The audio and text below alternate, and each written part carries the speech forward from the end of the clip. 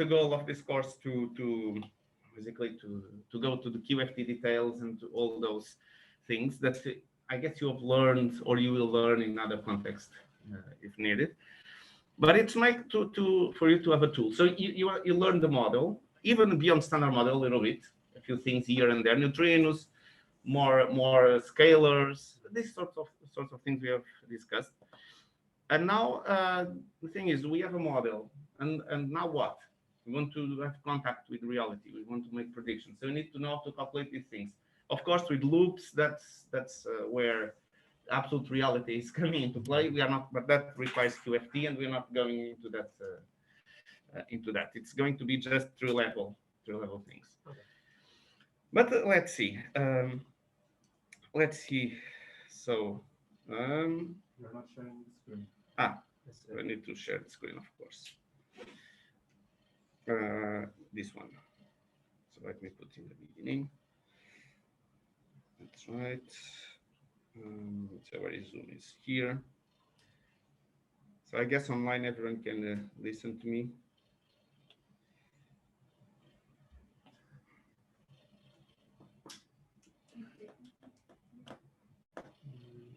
Okay. Right. Okay. Now, so we stopped the last lecture here, which is something that I find very nice. Maybe we will end the lecture of today, the very last slide of today, using like one of these elements in a Feynman rule, just to give you an example on how to use these things. But the very last thing, we are going to focus mostly on QED for this scattering and perturbation theory. So, but this is the goal. So we have introduced all interactions in the standard model, and now we are equipped to calculate the scattering of particles. So when I mean all interactions or vertices, of course we didn't derive, there was a discussion going on here, we didn't derive propagators, but we derived these things here, the vertices. We know this Feynman rules. This we can extract from the Lagrangian by expanding it. One of those with the four W's, or it's not for, yes, for W's can be, or W's and Z's and so on, which had several indices to contract and so on. That's the type of Feynman rule that you take from here. Of course, a complete derivation requires the expansion of the path integral, and then that's why we always have an I or a minus I in front of the Feynman rules. It's because of that expansion that at this level is not manifest. But we know that that is coming from the. But at first order, it's the same thing. It's the same thing because then, but you may have complex numbers here. Oh yes, and you have to provided square that you it. put them by hand. Yes, here it's put by hand, but the eyes can be important. Whether so, we should not drop them when you do this. So also this is in the context of perturbation theory, and so which means that these vertices, they are controlled, let's say, by a small coupling constant. In this case, we are using E, the same E that we introduced in the previous lectures, or the electric charge, if you prefer. And also we should assume that away from the interaction, the theory is free. So far away, so from the interaction in the minus infinity time or plus infinity time, there is no interaction, and the interaction is governed by this, or the interaction region is in this shaded area, let's say. This is where, if you're talking about fermions, you no longer use the free Dirac equation, but you have to consider solutions of the coupled Dirac equation. In this case, coupled to the electromagnetic field, in the case that you have here.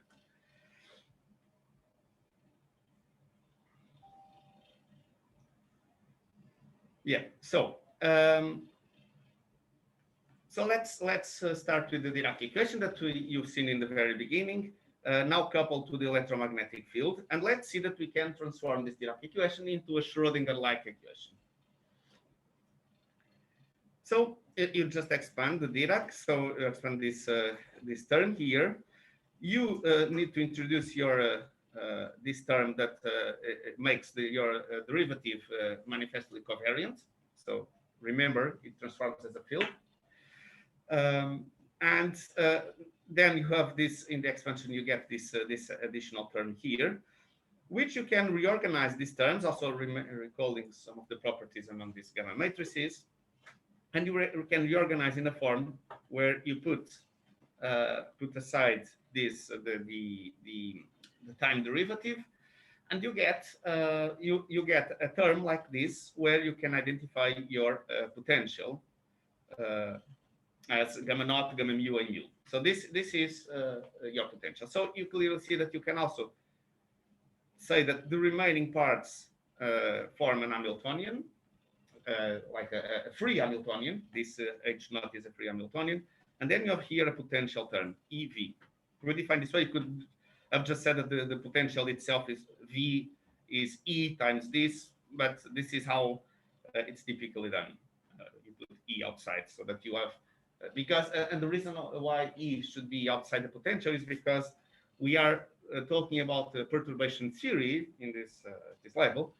And at some point we will want to expand things in powers of E. It's one of the choices is expanding in powers of E. You can expand in other, eventually in other couplings. And it reminds you to not just forget units. Yes, but still here I'm putting C and H bar to 1. But yes, this E gives you, in a way, this gives you the. I could put this E to 1 also to be. No, I was just, it's electron volt. Oh yes, electron volt. Now I see. Yeah, guys, this is not electron volt. I didn't realize this could be confused with electron volt. It is not by any means. But what it is, so I didn't realize this could be confused with electron volt, but I did realize that this is manifestly a Schrödinger equation in a potential. So you have a free part, and then you have a potential here. So now we can assume that at minus infinity, so this is in well before the interaction takes place, that the state is in momentum eigenstate. We can define this into psi p, and this is a free in a free theory, which means this. So we have a relativistic particle, and we have no potential involved. So this is the how our Dirac equation can be recast in terms of this H naught potential. Because this looks like a Schrödinger equation, but this is relativistic. So we have all relativistic factors here encoded in this. So we can solve the Dirac equation in an external field for psi, and this is a solution for psi can be written in terms of this. If you go back to your quantum mechanics course and so on, you will realize that this is the type of solution that you can have. And then you have this normalization because we want to interpret this bit here. What's that letter after the fraction? After the fraction, this is kappa. Okay. This is not k, it's kappa. It's a Oh, different thing. Look, I'm speaking English still. So this is k, this is kappa. Okay, I know. Something like that. I've seen it before. It's hard to distinguish. Yes. Let me try even to draw here. So k.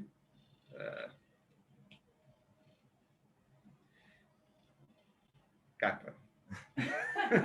This is how you should well, it will be kappa. If you call it k, there is no problem, as long as you don't the problem is that you will use k for the moment, momentum here and there, so be careful with that. But yeah, so this is normalized in this way in order to ensure that this is a probability, basically, because of it results from this normalization condition here. So So this is the normalization you are imposing here. So we can expand kappa, and this is why E was not put to 1.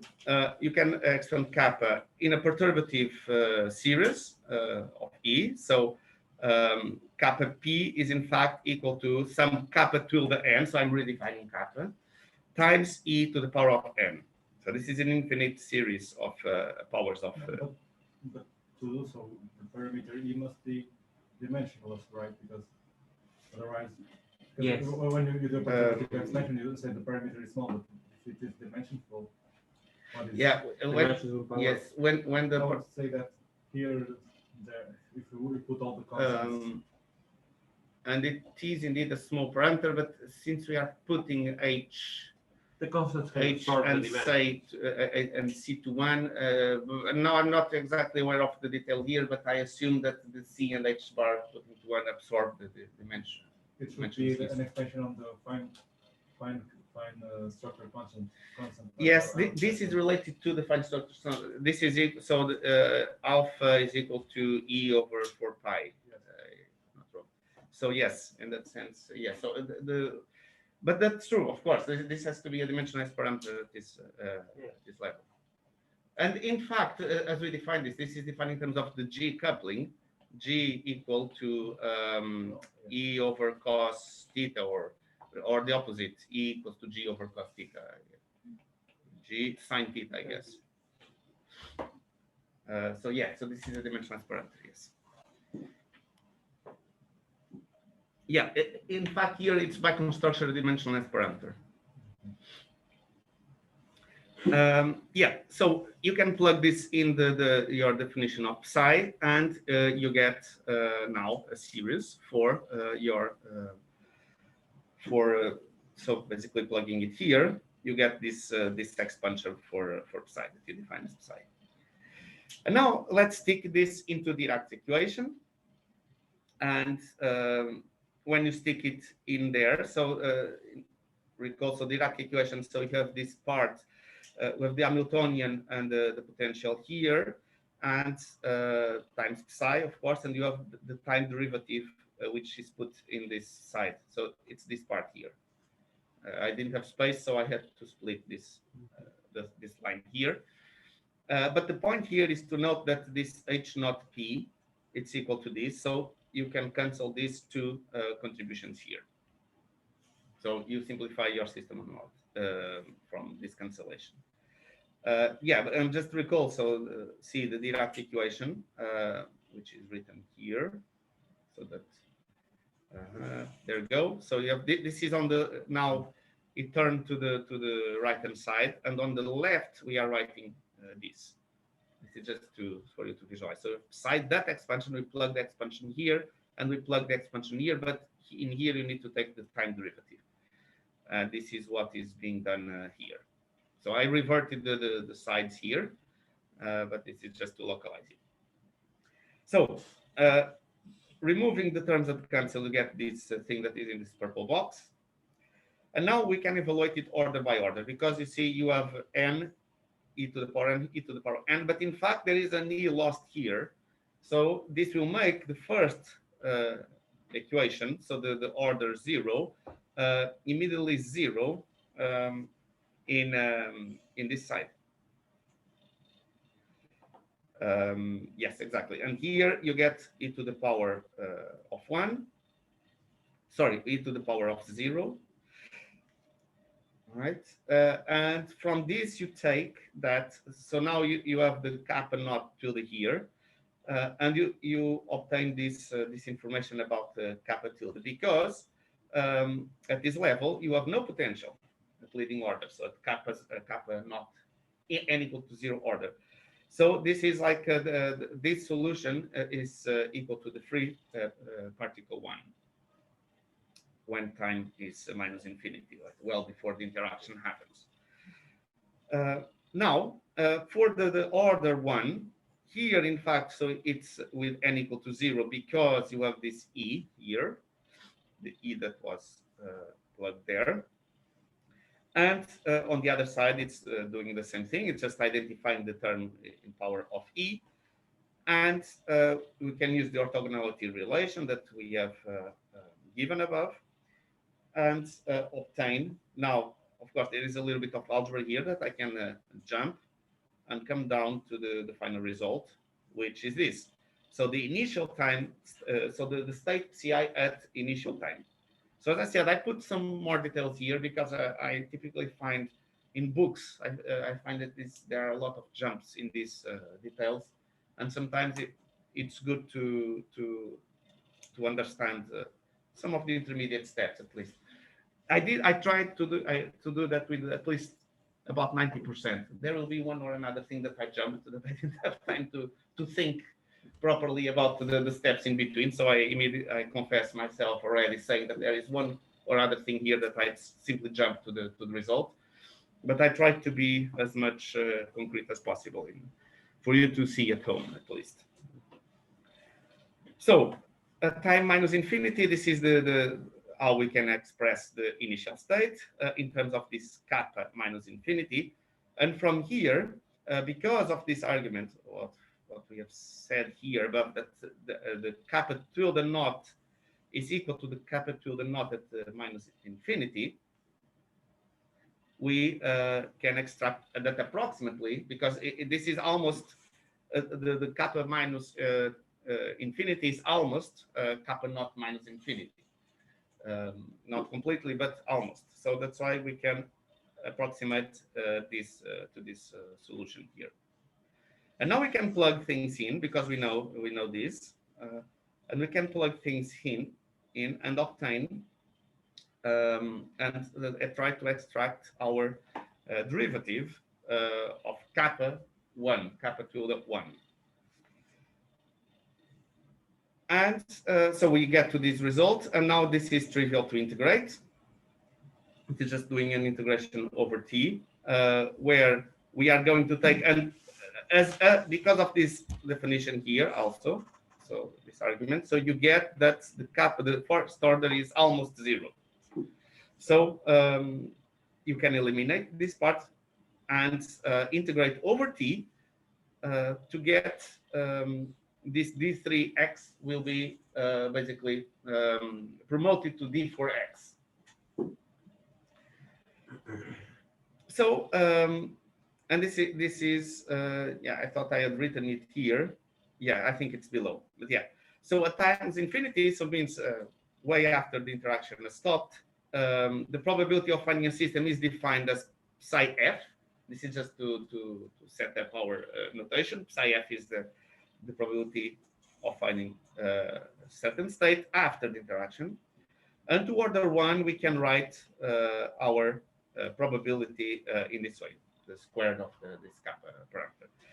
With, of course, knowing that this kappa f naught is approximately, so it's defined to be kappa f plus infinity, so this is defined in that way. But because this is equal to or approximately kappa p minus infinity, the 0th order, we can take this to be very small, and therefore we can approximate, so this is approximate, our transition probability to be equal to the modulus of E, the modulus squared, kappa pf. So at the value, the probability after the transition. And now, using this integration above here, we can put this dt inside here and form a d4x. The kappa f is then defined in this way. Recall that here above. So we are extracting what is this kappa q, so it's a certain q minus 1, and this is written in a condensed form here, basically. So this as shown, we can write this explicitly for our vertex in QED. So this can be written as a current, as an electromagnetic current, which is minus E psi bar gamma mu psi A. And now you can just rearrange things here a little bit. and get to this kappa Ca equals to this here, just by identifying the currents here. And now, with this, we have come to the realization, or we have understood what is the effect of the electromagnetic field in one electron on one side, but this is not independent of what's happening in the other side. This is an interaction, so this has an effect. So there should be some propagation of information. And of course, here, I will not go into the direct propagator, but there is this information is being propagated. And there is a heuristic way or on how to have an idea of how the propagator must look like, which is looking for, we can look to the Ampere-Gauss Gauss law in the presence of sources. And so we have the currents. In this particular, these are the electromagnetic currents, the same ones that are here.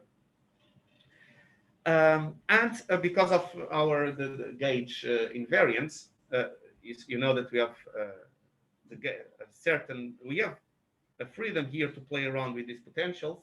And one of the possible gauge choices is this Lorentz. Now this Lorentz, it's not the same Lorentz. One is with T, the other one is only with Z. The electromagnetism, or the electromagnetic one is Lorentz. So the Lorentz gauge is known by this condition, and this condition helps in simplifying your Ampere-Gauss law.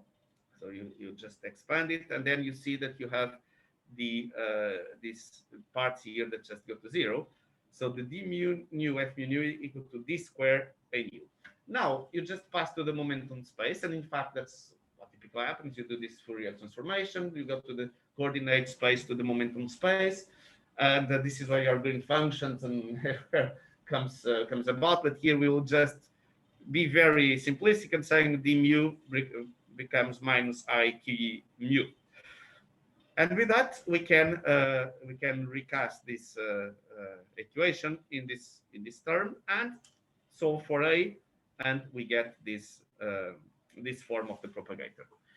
Or in this case, this expansion, this form of rewriting A mu in terms of the momentum. So we can interpret this as like a photon being propagated between one interaction vertex and another interaction vertex, and we have to use this 1 over the square of the momentum when we are calculating amplitudes. So they are proportional to 1 of the square of the momentum. And this is valid also for any vector boson, with the fact that if you have massive vector bosons, you need to be careful. You need also to introduce the mass there. That will be given if you have to use that. Of course, if you have, you should also take into account polarization, but that can come in, I guess, in the vertices. The polarization only makes sense if they are physical. If it's an internal, you don't need to play the polarizations. Polarization is on when you have external legs with photons or gauge bosons. These epsilons, there in that circumstance, yes, you have to take into account the polarizations. So you can also express our psi, so our Fermionic net plane wave expansion, where you have these solutions here, and you have a spinner. In the first course, or in the first module, only João was not here, but you spend a great deal of time in looking to these spinners in the Weil basis, in the Dirac basis. And we have seen that we can also have this part, but we didn't care much about this.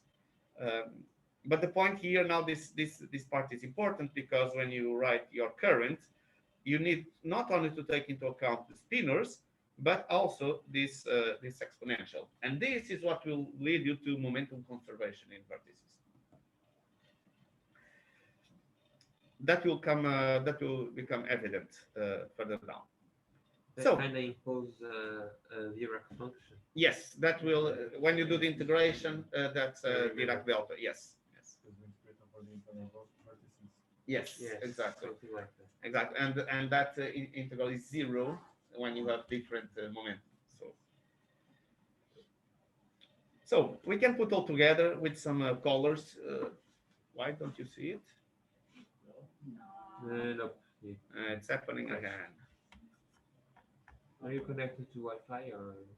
I'm connected to one of the Wi-Fi's. I think the ball is on the iPad. See, Somewhere on that the- Connect where the room should connect. okay. Um, no, guys, online, can you hear me? Just say something, someone. Yes, Yes. Hang on. So I have my sound down here. Okay, but I noticed that you can hear me. So let me share the screen again. But not here.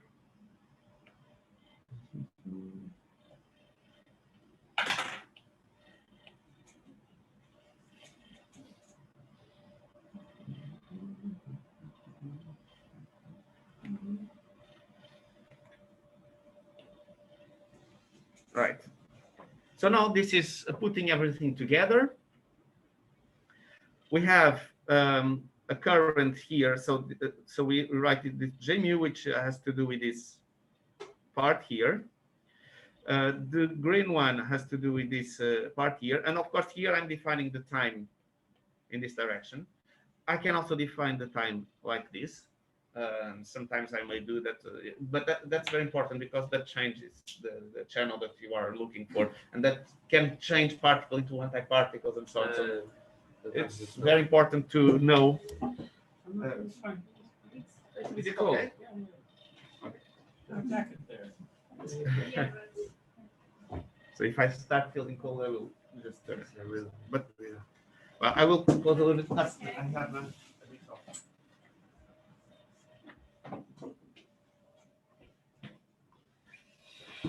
Right. So, and this is what Mark was asking when you make this explicit. sorry.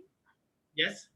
Yeah. Sorry to be interrupting, but I don't know if it's only me and my internet, and it doesn't really matter much, but the image is frozen for me most of the time. Right. Maybe this has to do with internet. I may ask Henrique. It doesn't really matter because the nodes are moving and everything, I think, but I can see fine. I don't know, maybe it's... okay, so it's me. Okay. But who else is having difficulties in seeing it? Anyone else? Sometimes it freezes, but only for a moment. Let me try something. I will put leap network Wi-Fi. It should be the tablet connected to network.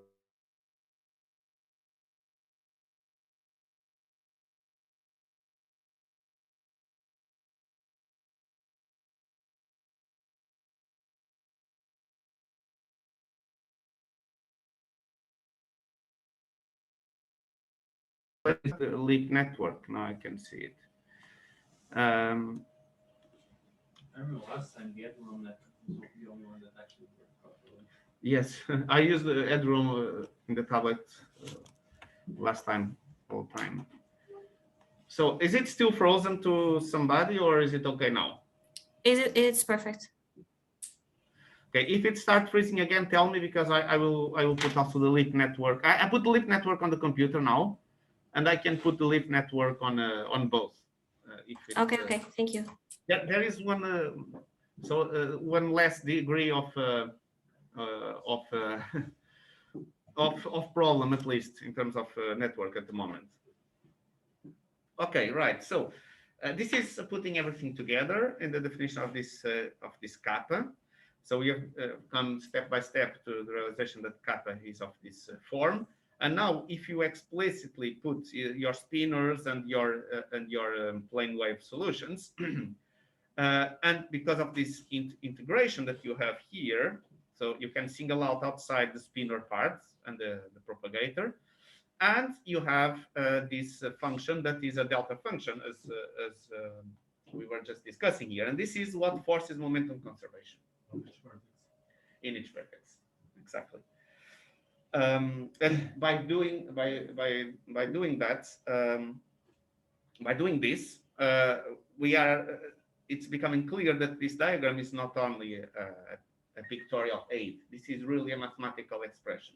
But I was asking, on each vertex, because on each vertex we have 3 momentum, but that relates 4. Yes, because you have There's also so two, the thing is you have 4 momentum, which are this, and that, but you also have this q momentum here, yes, which is transferred from one place to another. Yes. So the thing is, there is conservation here, but that implies something in q. Yeah, PC equals PA. Yes, Exactly. And then that q, that information is going to be transferred to this vertex, where this has to be conserved by virtue of this this here. But of course, you can rewrite this in terms of q if you want. You can also rewrite that in some. But this implies that you are conserving the momentum in That each. last mu over there, shouldn't it be with PB as an argument? The last mu, Yes. which mu? This mu The, here. the last mu, the last U. The last u, Last this one spinner. here. Let me see. So u We bar have to- PC. So Oh we no, have- no, that's a B. I'm getting. No, it's a D. It should be a No. B. Actually, B. Yeah, That's a B. there are two D's here. No, it can. I can't. It was maybe it was a typo of writing. So let me see. So the it's going away from the vertex. So it should be. You should start from this PC. So yeah, exactly. So this has to be a C. Yeah, sorry, a B.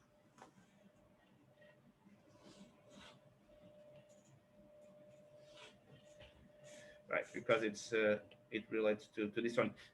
The trick is to read from left to right. This is how you do this the things in finite diagrams, so that you are doing properly the contractions and so on. So in fact, But here we are assuming particles, right? If were antiparticles. yes, these are particles. We are assuming particles.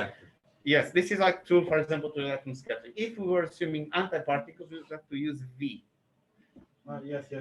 V and V bar. And the rule is basically reverted with respect to use. So if you have something, I will write that in a yeah, here. Exactly. So this is the thing. So when you go inwards to a vertex, you write U if it's a particle. If you are going away from the vertex, it's U bar for a particle. And this is what's happening here. So you are going away with time like this. What is going away is PC and PD. So that's why it's PC and PD that has bars. And these are particles, no antiparticles in this example. If you have antiparticles, and you will many occasions, you write V bar for each incoming one, and note the order of the arrow. This is still incoming. The momentum is in this direction, but the arrow goes opposite of time, which is to denote back. exactly. So this is the Fermionic line. This is another rule. The Fermionic line should take the same flow unless you have a mass insertion. But we are not going to do anything with mass insertions. That's like interactions with Higgs. We can have, if I remember, to do something with Higgs in exercises maybe, but that's typically simpler because you don't have spin and the polarizations to take care. But also with V, V for each outgoing antifermion. So basically, this is going this direction away from the vertex, and it writes with the V. So you see, it's the opposite as in particles. So you change the bars basically. Also for photons, if these are photons, real photons, let's say, you need to write down the polarization, and then there are some rules that I will give you if you have to work with photons in terms of these polarization tensors, how to contract them, and so on. And here, if it's outgoing, you put a complex conjugation there, and if it's a propagator, so it's not only the 1 over q squared or p squared, I'm writing with p now, but you also should have this minus ig mu nu. So this is to make sure that the Lorentz contractions in the space-time indices work correctly from one vertex to the other one. So basically, you don't have a violation of Lorentz symmetry, is what this is doing. Of course, with the spinors, the same. You should the spinors here. It's not manifest, but there are spinor indices which are Lorentz indices that should be contracted here, as you have done already in the first course, which are also space-time indices, but on the spinor space in that case. If you have a propagating fermion, you have this Feynman rule. Sometimes this is also written as, I guess, I over p slash minus m squared. I think something like that. I think you can multiply it by p slash minus m on the numerator and denominator, indicate an alternative way of writing this. And here it's in fact, so Osvaldo asked that in the very first lecture, I guess, if I was not using the p slash notation. And I said, if it's necessary, yes. And here it becomes very cumbersome if we don't use the slash notation. So yeah, here I adopt the slash notation. And then for the QED vertex, this is the Feynman rule for it. These are Feynman rules, apart from the propagators that it's being just given. But this vertex rules as well as, well, not these ones. This I'm also giving now, but these are just the contraction of spinors. There is nothing special about this. But this is something that we have obtained in the old lectures up until now. We have expanding Lagrangian, we have extracting vertices. It's not systematized. I didn't systematize that in a file or a slide, just saying, oh, these are the Feynman rules for everything. But because our goal until now was not just to systematize the Feynman rules, but at least you know that how to extract them from a Lagrangian. Because this is a Lagrangian parameter, this is a three-level interaction, so you can take everything but the I from the Lagrangian, and then the I comes with because of the path integral expansion of this. But in order to obtain the cross section, don't we use the absolute value of something of an M matrix? Yes, yes. So the I shouldn't Yes. matter, I guess. It may exactly. Oh, If you have interference, it will matter. Okay, I can see. That's why the I is very important. If it's a single process, if for example you have QED and weak interactions, imagine this process here, this thing here, but also not only exchanging a photon, but also exchanging a W or a Z, depending on the charges here. It could also be the U channel, because this is the Yes, channel, yes, is it- yes. Here's the U channel. Something like that. No, the one that the top goes down and Yes, yeah, the other one. Yeah, but that's, you do like you shift around the labels. Yes, no, yeah, of course, the U channel. Yeah, I don't use that often, so I always confuse the U channel and with the T channel and so on. But yes, you are right.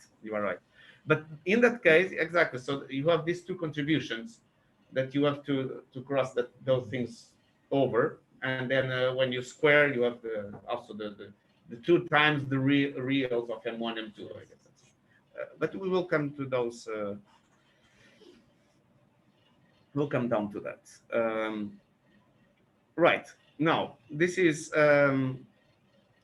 just remembering that gamma matrices and spinors do not commute, so we need to be careful in the ordering. And this is why it is of common practice writing from left to right against the Fermion flow. The Fermion flow is this. This is the Fermion flow here. Fermion flow. The arrows point there. Even if it's antiparticles, the Fermion flow is opposite of the arrow. And you should read from left to right. And this ensures that that we are properly putting the gamma matrices and the spinors, and we are not making some mistake in commuting something that doesn't commute, or that it should be right to left, right? Sorry? It should be right to left. Yes, right to left. Did I say left to right? Yeah, it's It's written there. Ah, but it's right to left. Yes, it's right to left.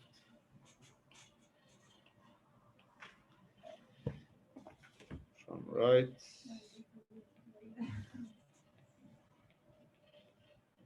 to left, of course. And now this, And now we lost the. I lost that, but it's fine.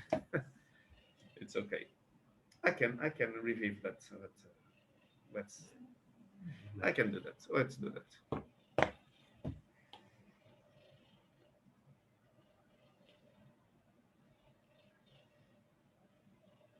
I just need to do like this so that I don't erase.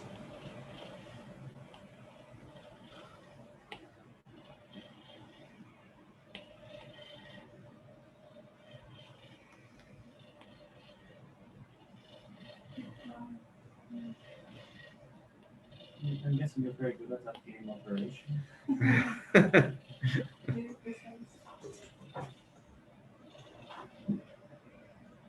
No, but no, I'm not very good at boxes, but the tablet is. Right, so now technical problem solved. Right, also something important that we need to take into account is the Fermi statistics. So when we are flipping of fermions, we need to put a minus sign. And this is the case when you have identical particles that you need to consider. This goes in line with what we were just saying. But it depends on the diagram. It depends on the diagram, of course. But in this case, if you say that this is the same particle here, if the initial state is the same particle, you don't know in the final state from where, which one is that one coming from. Okay. So you need to sum the two possibilities. And here, summing the two possibilities is subtracting, because in the other one, you are flipping to fermions. So basically, you are flipping this fermion with that. You are attributing P1 momentum to here and P2 to this one, but you are flipping the fermion that is going to contract in the vertex. And that is equivalent to the minus sign because of this. So every time we flip, we gotta put a minus sign. Exactly, in fermions, in case of fermions, of course. Okay, but it will be okay if I start with a minus on that one and I put plus. Yeah, if you start with a minus there, you put a plus. The question is, Okay. why would you put a minus in the? Just saying. You could because I was just saying, there's nothing it's a relative intrinsic sign now. that there's no intrinsic sign. No, that's a relative sign, or you can think of as a Okay. phase You could just equal to do pi. that integral e to the minus I and expansion of the minus Well, I. they are. Yeah, but e to the minus I. First of all, But it's just a change of convention. yes. You need to change a bunch of things. But I think when you expand, you get the right things. Yeah, but out of my head, I cannot just expand the path integral and see if the minus are agreeing with that or not. But a minus sign would not make a problem. Yeah. A relative minus would make a big difference, of course. Well, this is all. We take always an absolute value of all of this. So it doesn't really Yes, matter. yes, exactly. Because and the minus sign you can Only the absorb. relative. Exactly. I can even say more. You can put here a phase e to the I theta times everything if you want, and this e to the I theta, and then when you take the amplitude squared, which is a model That square, goes away. this goes away. So And could you close to what is a minus sign compared kind to of cold? continuous between the- compared to continuous phase? So let me see where can we make a break. Let me see. Okay, let's a few minutes more and then we're going for a coffee. So all these rules provide this amplitude IM that Marco you were talking about, such that the transition amplitude reads in this way. So now you have to go back and see the form of the kappa Fi and see that this is how you can write it. Right. And the probability of a transition from the initial to the final state is given by this modulus kappa Fi squared. Yeah, let's stop here because we are going to start with an example calculation. So let's make a break. I think we have. That Yes. one is simple because there's only one channel. Yes, Exactly. this one is very simple. The things complicate when we have some overall spins, and then there's some rules contracting all the. We are going to sum of overall spins here. Yes, but still, the major complication is when you have, for example, if you have E minus, E minus, E minus, E minus, which is the molar scattering. There you have this. And you end up with Baba scattering, that is electron Which one is that? positron. Electron positron. There is also two channels. Yes, yes, yeah, exactly. Yeah, that's about a scattering. That's really cool. First time I worked this up, it took like 2 hours. It takes a bit, but it's fun. It's fun when you get the result. It's if the result looks like. It's funny if you get it right the first time. Because Yeah, you have to find where the minus sign is missing. Yeah. Or, Especially when we were like one week away from the exam. That kind of puts a pressure. Okay, guys. So let me stop. Not stop. Pause the recording.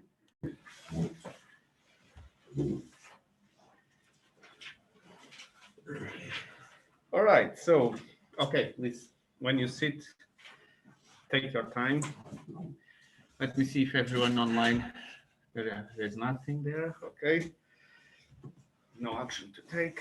So we can proceed with an example calculation. Of course, this calculation, this example, there will be a lot of small things in between that I will have to make side calculations just to show a few,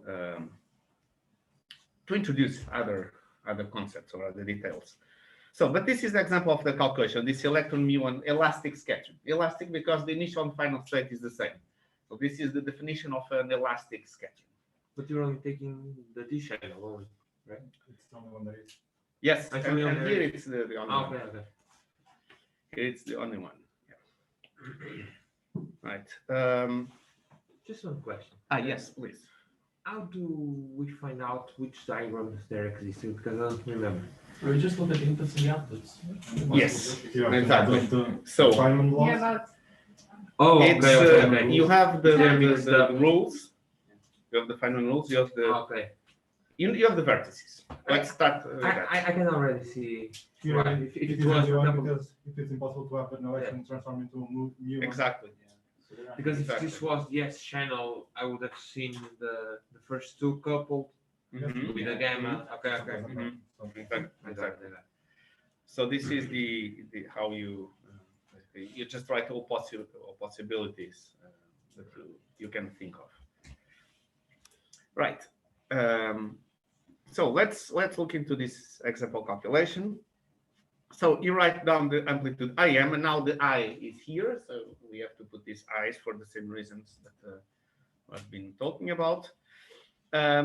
So read from back, so from right to left, and the first one is kappa. So U bar kappa prime. So U bar because this is an electron, and kappa prime it's here, and then you have the vertex, the Q within vertex, which is the Feynman rule here, and then U kappa, where you have kappa here and U because it's an electron here.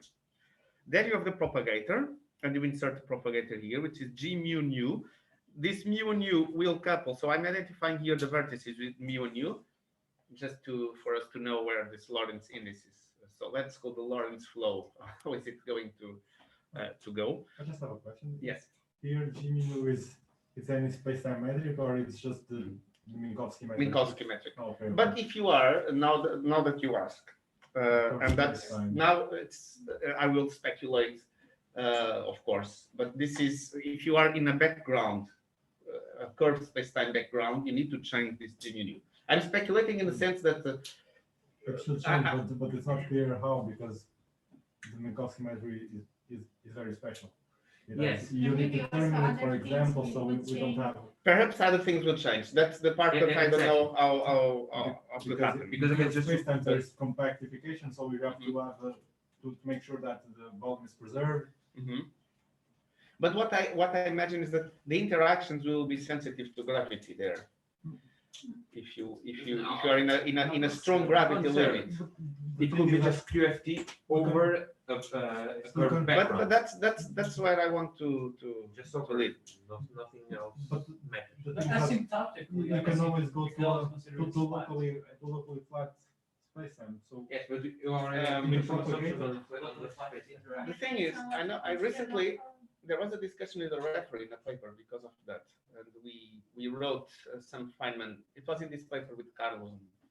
We wrote a Feynman rule or a vertex of a model, a candidate model for Proctor stars. And there was this G mu nu, and the referee asked this.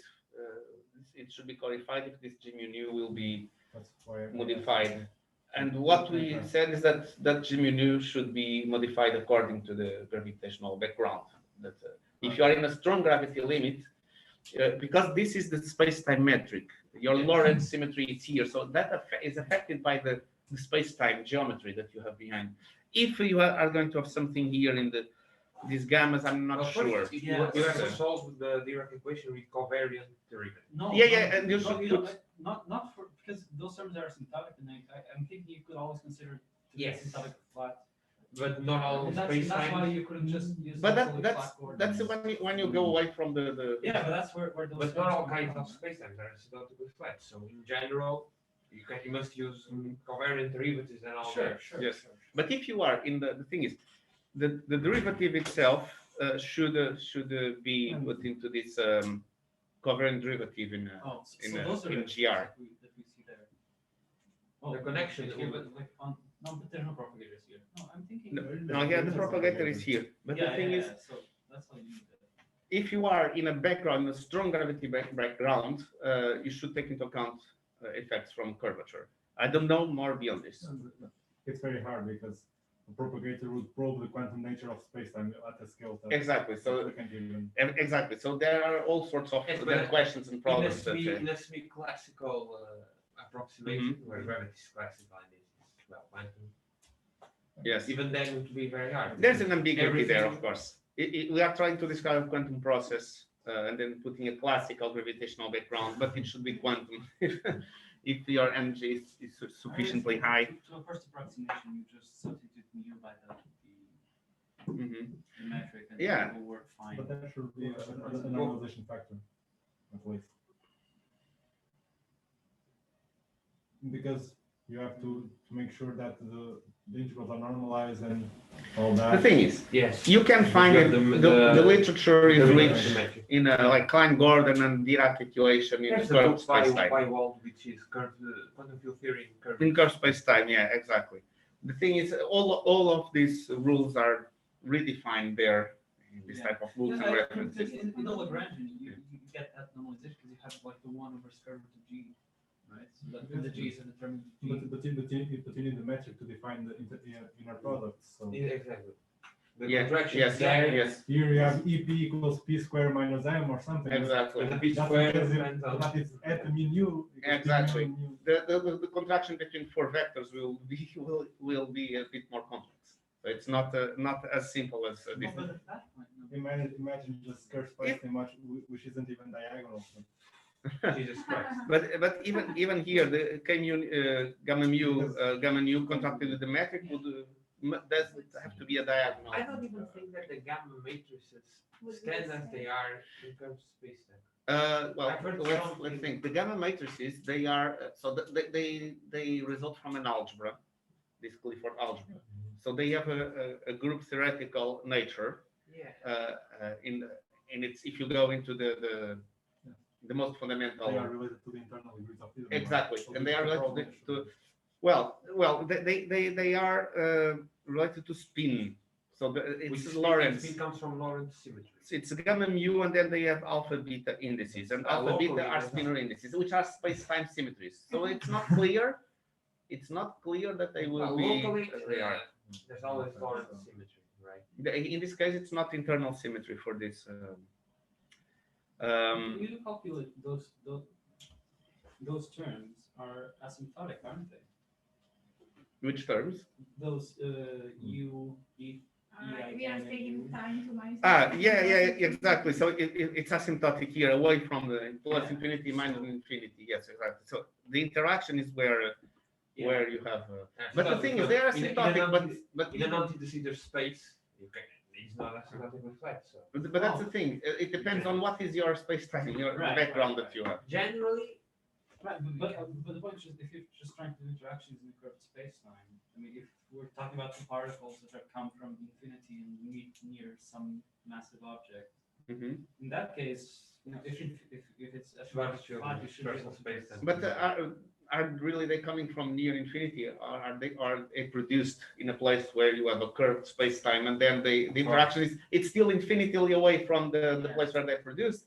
But their propagation depends on the geometry of space-time. Even the photons, they should follow geodesic lines. So it's not.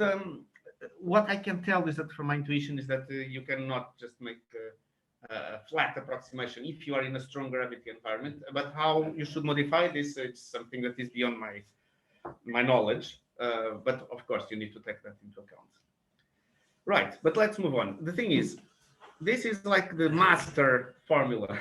Let's say this is what you need. Once you write this, you have everything that you need. Of course, following the rules. Here will be a little bit more complex than we'll dissecate a little bit more the details that will be needed to this calculation.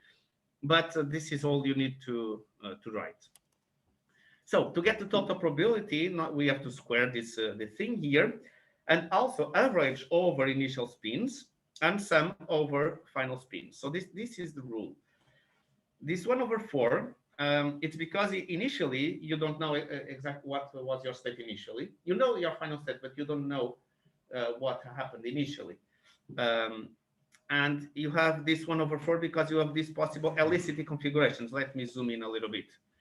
So you can have plus helicity, plus minus, minus plus, minus minus. And here I'm talking about helicity because I'm not specifying if I'm in discussing chiral fermions or Dirac fermions, Weil or Dirac fermions. So let's talk helicity, which is generic, which, as you know, now coincides with chirality in the massless limit. Or if you write, we're not saying in which frame we exactly. And this will happen several times that you are treating fermion masses as massless compared to the center of mass energy. This is, I'm not going to ask you, I'm not going to be cruel to the point to ask you to do something where masses are larger than the center of mass energy at the level of a course like this. But the truth is that in this limit, that's the chiral approximation. So chirality and helicity coincide in that case, as you learned already. Now, so this sum is to sum over all possible helicity configurations. And let's gradually see how we can do this. So we have here, so e to the power 4 over q4. So this is coming from, yeah, exactly. We have this e, and then we square this, right? So we have e to the power of 4 and q to the power of 4 because we are also squaring this q squared. So this factor is understood. Now we have the 1/4 that comes from there, and we have the sum over spins here. And now you write just the amplitude and the complex conjugation.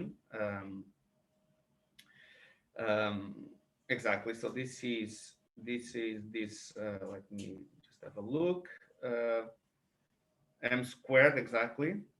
That stands for these parts here. And here I'm already putting both. So this is kappa prime, pp prime, because I'm talking about this, I'm including the two vertices here. I'm defining this part as L kappa prime and this as L pp prime. This L is typically known as the lepton tensor. Sometimes it's also identified with the particle LE, but if it's a mu and L mu and then mu nu in the indices, it's a bit odd. So there is no reason at this level or in this exercise in particular to identify. If you want to identify them with a particle when you do this, I suggest you to do something like this, because I'm talking about the electrons. You put between brackets. It's because if we were talking about muons, we would do like this and not confuse this to mu's. Mhm. Let me just erase. No, here it's electron muon, in fact. So I could have identified that. But right. So I guess we can get it from the argument. yeah, exactly. So there is no big deal here. The argument, you can read the argument, and it will tell you which particles are involved. Right. So now, now let's study this this small piece here. So this is a number, as you know. This is a contraction between you have here a alpha index, a beta index here, and gamma mu it's alpha beta. So this is scalar quantity, let's say. So putting complex conjugation is the same as daggering. But this daggering is important because now you will have daggering of the gamma matrices that are inside, and we need to take into account the properties of these gamma matrices and how we conjugate them. So remember these properties that you all have already used, and you can transform this quantity into this one here. So essentially you are changing flipping the order here. And this is just to show that it seems trivial, but this is just to recall that there is some combination of gamma matrices here that should be taken into account to prove that this is it's as trivial as changing the bars and the order. So the kappa goes to kappa prime. So here you have kappa where you have kappa prime before. Right. So now let's write. It's convenient now because, and as Mark was saying, we need to sum over spins. Yes, Raul? So conjugation is kind of a time reversed, which would make sense if I didn't understand. Time reversed? the time reversed the process. Yes, but what do you want? What's your point? We're just trying to figure out if that makes sense, but I guess it does, right? Because you have the exponential this to the I, and if you just Well, conjugation changes the sense of subtraction time. and yeah. Okay. In a way. So it's kind of, Yes. kind of an intuitive way of looking at it. But it can also change revert the space. Exactly. So we have time reversal and space. I should have discussed that in the first course.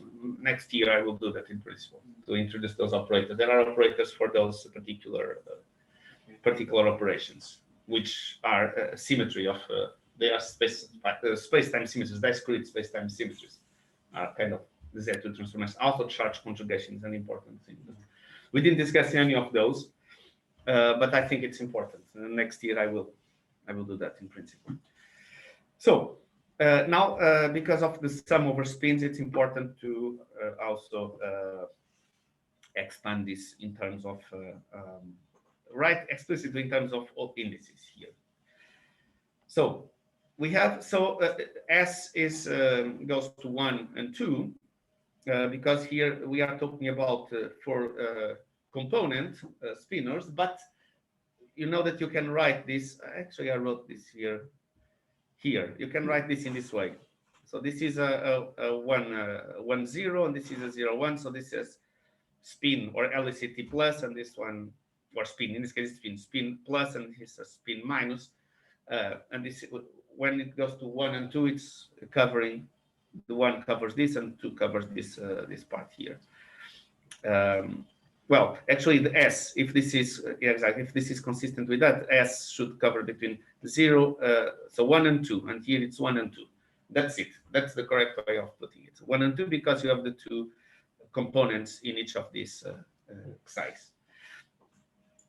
So just to make that explicit. And so this is you make here the sum. You have sum of spins of both. So because we are squaring, you need to sum in S and S prime. And you have this first operator here and this second one here, and be careful with the indices. So I, J, J here, this is one of them, and the other one M, M, N, N. But you can do something, because at the end of the day, this is a trace. And using one of the trace properties, you can permute these things like cyclically without changing the result. That's one of the properties of the trace.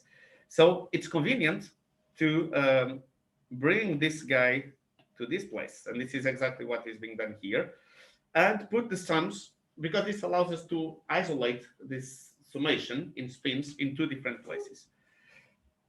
This is one of the summations. This is another summation.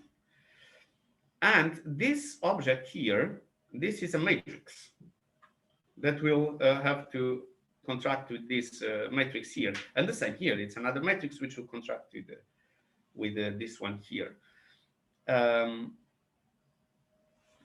So we can use these completeness relations for spinors, which are given by this. This is easy to demonstrate. In fact, it's slightly laborious in the sense of writing a lot of matrices, but it's really trivial. I'm not going to demonstrate, but I'm giving here the. If I decide to ask you to do this in the take-home exam, it will take 1 page to do this at most. I think you have done that. Maybe I will not. Maybe I will not do that. But this is like a tensor product of out of this object you build this matrix. And here just say take these spinors. Exercise on Dirac spinors. I think we didn't do that. I don't think we did this, but We could have done. it could have done. Yeah. It's something also for next year. So this is the first year I'm teaching this. So now I'm starting to think what can I change and so on. I'm also happy if you want to suggest things. But this is the relations that we can obtain if we do this explicit expansion, and we can insert this into our squared amplitude, which will make our result one step closer to something that we can interpret. Can I go down, Mark? Yes. So let's use the completeness relations and let's plug them in. So here it's just what was written above, but in colors. And now you have written down here the completeness relations. Also be careful with the indices. Sorry, Mark. With indices here, rho to not confuse with the mu. So that the contractions do not become ambiguous. So you need to identify indices differently. And once again, so this is a trace here. We are just contracting this m, so it's the same here with the last one. And you can just using Osvaldo's beloved slashed notation to write this L mu nu kappa kappa prime in this form, simply as a trace of momentum kappa and kappa prime as well as masses. We have not yet removed the masses. We are not yet in the chiral approximation now. Right, there are these trace identities. This is like there are In many. the exam, can I just copy paste them? Yeah, you can, unless I ask to show some of them. If I will or not, maybe I will mostly focus on physics. This is one of the things that I think I would prefer an exercise like this than an exercise where do I have to actually think? But then there is no point. Yeah. Yeah. I think that is for the two matrices. I'm not sure if it is. Yes, because then it generalizes and then you Yeah. use the results on the. Yeah. Yeah, exactly. But you can just copy and paste and use. Here I'm just giving them, and you can just use these results, or you just go to some reference and you. I have the Wikipedia page for these identities. Exactly. Okay. Just bear in mind that in this type of exercises, when you have to calculate a few amplitudes that I may ask, I will see. I need to solve them first. But you will have to use trace identities. Yeah. So this is just all I want to tell you about this. So we can use the above trace identities, and now it's just reorganizing. Now we need to explicitly write the slash notation in terms of these Lorentz indices. And we get, then we multiply each term, and we get, one of the things is that this, when you have a trace of 3 or any odd number of matrices. This is what I meant here. When you have a trace of some gamma to the power of 2n plus 1, let's say, which means some odd power of or product of odd number of gamma matrices, this is always 0. Essentially because of the anti-commutation relation that you can put on this gamma 5, which makes this trace vanishing. Because you can remember, you can put here gamma 5, which is identity, and then you can use the trace to flip, and then you flip one by one, and that's what I wrote here. You flip one, it minus sign. Flip to that place, it's a plus. You flip back to the original place, it's a minus. So you get identity here again, but the minus sign. So I'm saying that this trace is equal to the minus itself, and the only possibility is 0. And no matter how many number of gamma matrices you put, if the number is odd, you always have a 0 trace. If the number is even, it's not going to be 0. So using that, you can just remove this odd, so the power of 3, let's say, this product of 3 gamma matrices, and simplify your amplitude even further.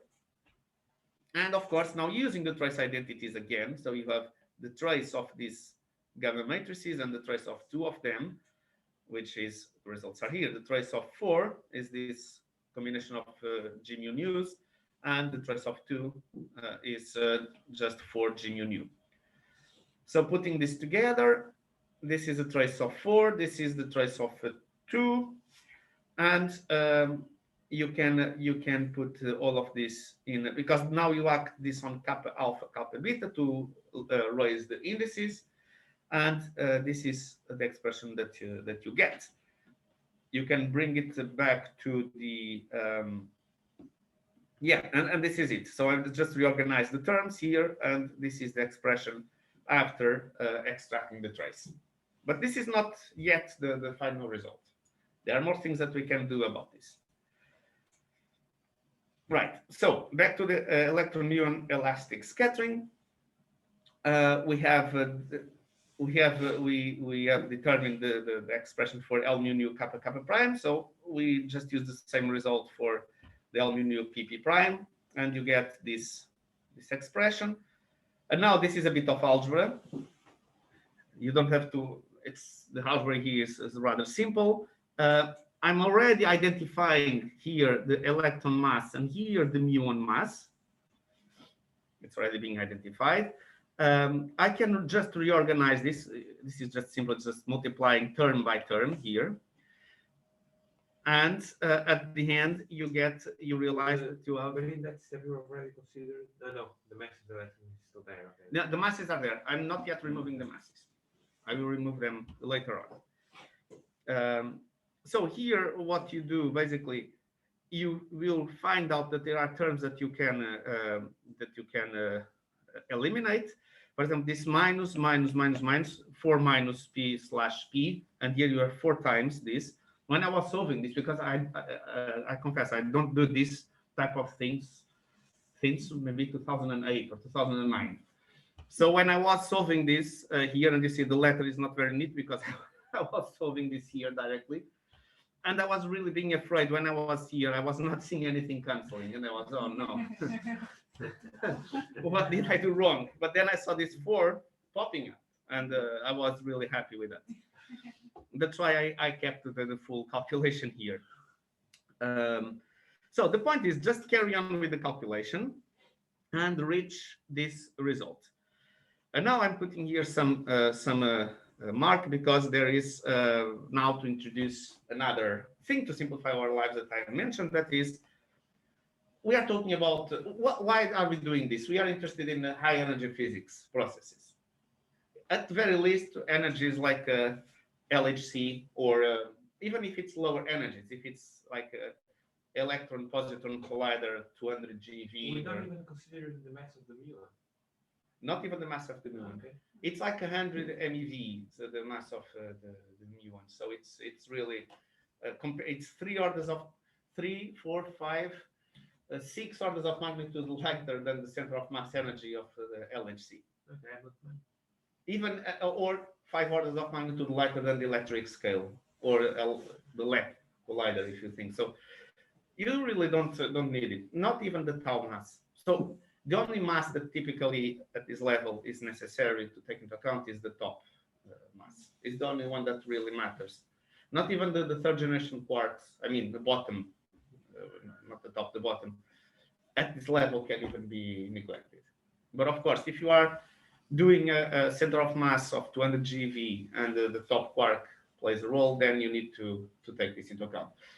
This typically comes about in propagation because at 200 GeV you cannot really produce top that efficiently, but you may be on its mass shell, and the propagator can have a peak. I mean, not the propagator having a peak, but the rate of events mediated, something mediated by a top, like a quark, and then exchanging a top and another quark. And if you hit the top mass, and the same happens with the Z boson mass. This is something I don't have time to discuss all those things, but those are interesting things of collider physics. But I think maybe in the experimental part, in astroparticle physics, you may. Did you? Okay, so good. Right, now we can just use this naming and removing the electron muon mass, and we get something a lot more kind to us, which is this expression that you have here. Now, yes, and here, because K, I went back to the diagram and realized that K can be written in terms of kappas in this way, because now I want an expression on with kappas, and I write them here. And now it's time to introduce something also that is going to be very useful for us, and actually will make our results a lot neater, which are the Mandals and Variables. So basically, the Mandals and Variables are this S, T, and U, and they are defined as you see. So this S is basically the flow of momentum in the time direction. So it's this, oops. So you have here P1 and here P2. So it's and this is the time direction. So this is the flow of momentum in time direction. T is the flow of momentum, but in the space direction, so up. So if you have here, so you have here P1, P2, P3, P4. So it's P1 plus minus P3. And so this is the flow momentum in that direction. And then you have U here, which is a little bit more weird. It's not defined this direction, unless you flip the legs. And the center of mass energy can be written in terms of this S as square root S. This is something that you often see, and it's easy to demonstrate. I'm not going even to bother to say much about this. This is a so simple result to. It was promoted to a proposition with a demonstration, but this is a very well-known and simple thing to show. So another one, also simple, a little bit more algebra is needed, but it's still simple. It's like the sum of the Mandals and Variables in a 2-to-2 process. I mean, 2-to-2, 1 plus 2 equals to 3 to 4 process is equal to the sum of the squared masses. Once again, you just expand S, T, and U, and you get this result. So here we are not, of course, not eliminating the masses. And then when you sum all together, you get this result that you see here, and also a sum of momentum that you realize that is going to be equal to exactly. So this is minus P1. So this is going to be P1, P1. So this is like the contraction P mu is equal to M squared. So you just take M1 squared from here. And at the end, you get with this result. Once again, this is not going to be extremely useful for us because we are not going to work with in the case where we have masses. Now, back to the electron muon scattering once again. We can use these Mandals and Variables and to redefine this. So basically to write S is in fact equal to 2 kappa prime P prime, neglecting the masses. T minus 2 pp prime and U minus 2 kappa prime P. And now we can come back to this expression and identify things here. So kappa minus kappa prime is this, kappa minus kappa prime. So this is T squared. So here it's squared and here it's to the fourth. So it's T squared. Now the green ones, it's kappa prime P prime, which is this kappa prime P prime, which is equal to kappa P. So this is going to be S squared. And there we go, S squared over 2 because of this to the 2 here. And the same here, this is prime with unprimed, and prime with unprimed is T. PP prime, kappa prime. So this is U. So you write here, it's minus U squared, so the minus goes away. And you get to this neat expression, well-known expression for this elastic scattering, electron-muon elastic scattering, which is simply given by this. This is like one of the main results to show today, but we are not quite yet there. Exactly. Now we need to go to the cross sections. The cross sections, there is a few details that I will sketch through that are here. But of course, the cross sections, the collision theory itself is a big topic on its own, and it's not a trivial topic. So I will only sketch the most relevant parts for completeness here. So what do we have? This is the probability of transition between a final and an initial state, and is given in terms of this m squared that we have here. Now, we recall this in this result that we already discussed with this delta function coming from this momentum integration of the exponential. And because of this momentum conservation, we can write this in terms of, because this P has to be, so this delta function is 1, in fact, if you do this integration, you can write this factor, so this bit here as Vt. V is a volume, so this is integration over volume, and T is like a certain interval, time interval that, where the interaction is taking place. So we can we rewrite our probability of transition in terms of this Vt. And what we want to calculate, or what we want, is a transition probability per unit time and per unit volume. And this is how we write this. So this is a transition probability per unit time and per unit volume. And we recast our result above, this one, in this way. Now, what is the cross-section?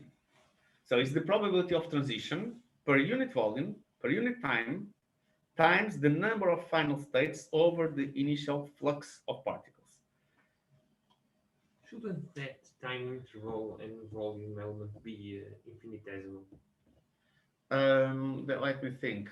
If it should be infinitesimal. We're talking about here, the rate of transition. Here we are talking about,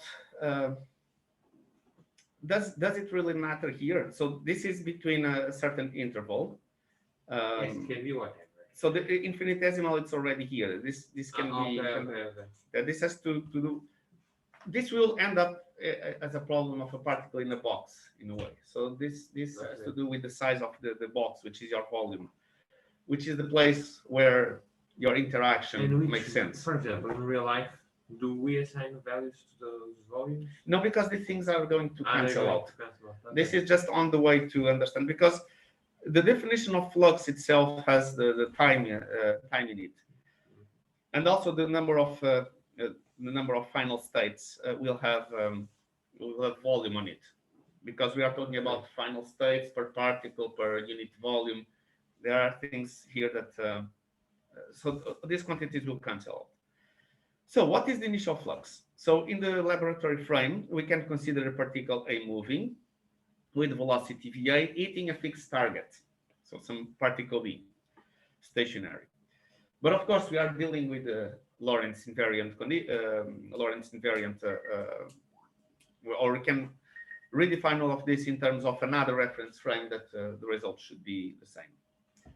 So the flux itself, it's the product of this times this. This is just trying to make some sense of these two bits of flux. So this is the number of particles, like A of this one, in the beam. So they are moving. So there is this velocity here, and they pass through a volume V per unit time. So, and this is the part of this flux that says respect to this particle A. And for particle B, so they are stopped in a certain place, and there are 2 EB over V particles in this place. So recall that we have this normalization to E. So the number of particles in a certain volume is to E. And here it's the A and B identifies which particles are we talking about. So which the energy of one or the other. So, but going to a generic frame where VB different than 0, and the collision is collinear, so we are controlling this environment. And this is one of the things that for collider, this is very good for colliders, but it doesn't work for, like Alexandre is working on a cosmic rays, and so Alexandre's supervisor is here today, and in this Auger experiment, and the thing is we cannot control the environment. We don't know how particles are colliding. So this approximation of head-on collisions, it's only possible when we control the initial conditions. But in this case, when the collision is collinear, you have the initial flux, which is given by this. I also tell you to see the Hausen and Martin book. I brought the book actually. Quarks and leptons, yes, this book. This is not a legal version that I was when I was doing my course. Oh, this is going to YouTube. I noticed that. So when I was doing my course many years ago, I did that, and I think in that book, I think it's page. I wrote it here. It's on page 88 to 92. Page 88 to 92 is where these things are explained. You can read the text there to have a better understanding. But this is some algebra that was not explicit there, so I just wrote this algebra just to show that the initial flux can be written in terms of like 4v squared modulus PA square root S. This algebra here is just to show that, and of course we should assume that we are in the center of mass. Away from the camera. Yeah, I can. Yeah, I think we all possible. Which We're page? only Pascal and Schroeder. Miguel only uses Pascal and Schroeder. Mostly. Is I it? think I recognize it. Yeah, I didn't check if this was in Pascal. I checked 3 books that I pointed out in the first course. Very much. Pascal and Schroeder is so large that it has everything. It's a good consultation book, but when you want to see Yeah. some process, it's very good. But when you want to just learn things, it Yeah. just kind of throws everything at you. Yeah, it's hard. that's what I found when I was learning through Pascal and Schroeder. I found it a bit hard to, and also it throws a lot of things, but then does not show details. Even this book, which is much better in terms of details, so I remember to struggle to understand how to get from here to here in the first attempt, of course. It's not trivial. It's not trivial, but when you do, it's not hard. You realize it's not hard. But yeah, it's not trivial. You need to remember a lot of things about relativistic kinematics that you may not be used to. And I don't work directly with relativistic kinematics. Well, computers do that for me often. So you end up forgetting some details. But it's nice to understand these details, of course. I confess there are some details here and there that I jumped because I didn't have time to think. Not here. Here I put the full derivation up to here. And now we also know this. So this is the S parameter that we can write in this way. And from here, it's also possible to solve for pi to get this. This is also a known formula. And the importance of this is that now you can use plug this into your initial flux.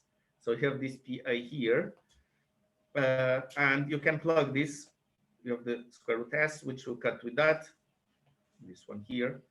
And then if you expand this s in terms of masses and momentum, at the end you get to a formula for the initial flux, which is covariant.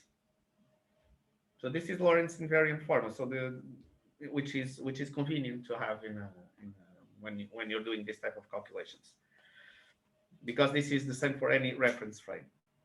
So this. Okay. But what happens when one of them is a photon?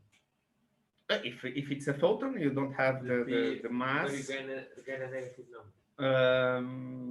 A negative number. No, not the mass necessarily. goes to zero. Okay. This disappears. Okay. I was Yes. just thinking about the moment. No, that this disappears. This is for Okay. momentum here, but this is mass here. And It disappears. mass goes to zero. Exactly. So, what about, so this is the first part of the formula that we need to find out, and we still have here this v squared. What about the number of final states?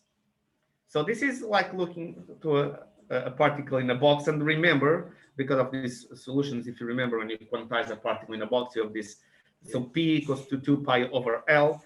So the number of states between, and here it's an infinitesimal line or infinitesimal box, if you The prefer. density of states. Yeah, exactly.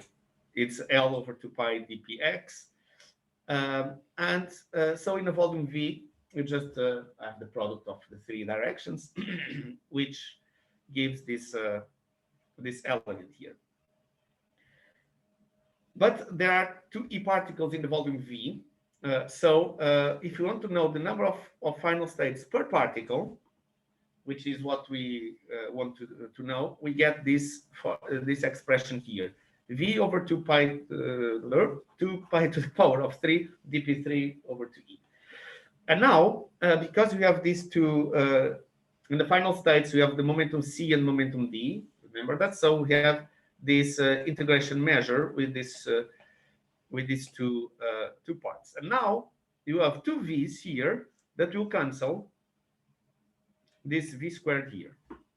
So the V's are going to disappear from our calculation. It's what I write here. The V factor will cancel the V squared in the initial flux. And also where we have this integration or this measure here in terms of you can promote it to a dp4 using this is the on shell condition. In fact, P equals to minus m squared when you are on shell. When you are off shell, away from the momentum, the mass of the particle, if the energy is really away from the momentum, this tends to zero.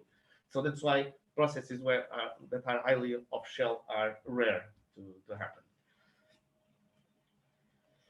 So putting all together, we can redefine our differential cross section in this way, where you have the flux here, we have the amplitude, and you have this is the Lorentz invariant phase space measure. So we integrate over this Lorentz invariant phase space. And F, our flux is now given by this. Yeah, you have it there. And you have put in the on-shell conditions here just for completeness. This ellipse has a part which stands for momentum conservation, one part that stands for the on-shell conditions, and another one which is the integration measure that we have just mentioned. So in the center of mass, we can also express F as this, as we have seen before. And the interaction is something like this. So the A particle colliding with B, in our case, it's like the electron and the muon scattering off. The electron goes to C and the muon goes to D. So we have this angle. And we can also start thinking about writing our results in terms of this angle. But for that, let's dissecate a little bit more what is this phase space integration measure. So here you have the DP4. You have this this part that's coming from here, exactly from here. Now we are not putting. So this is in fact what is related to the orange shell condition. So let's use simply this here, 2 of the 2e in the denominator here, and you just solve this. It makes perfect sense. You have to sum over all particles with all possible momentum. Exactly. That's exactly the point. And then you use some relativistic formulas here, and you end up. The goal is to end up in something that looks like this. So you just need to take into account the pi's and the factors of 4. And at the end, here what you are doing is you are integrating things.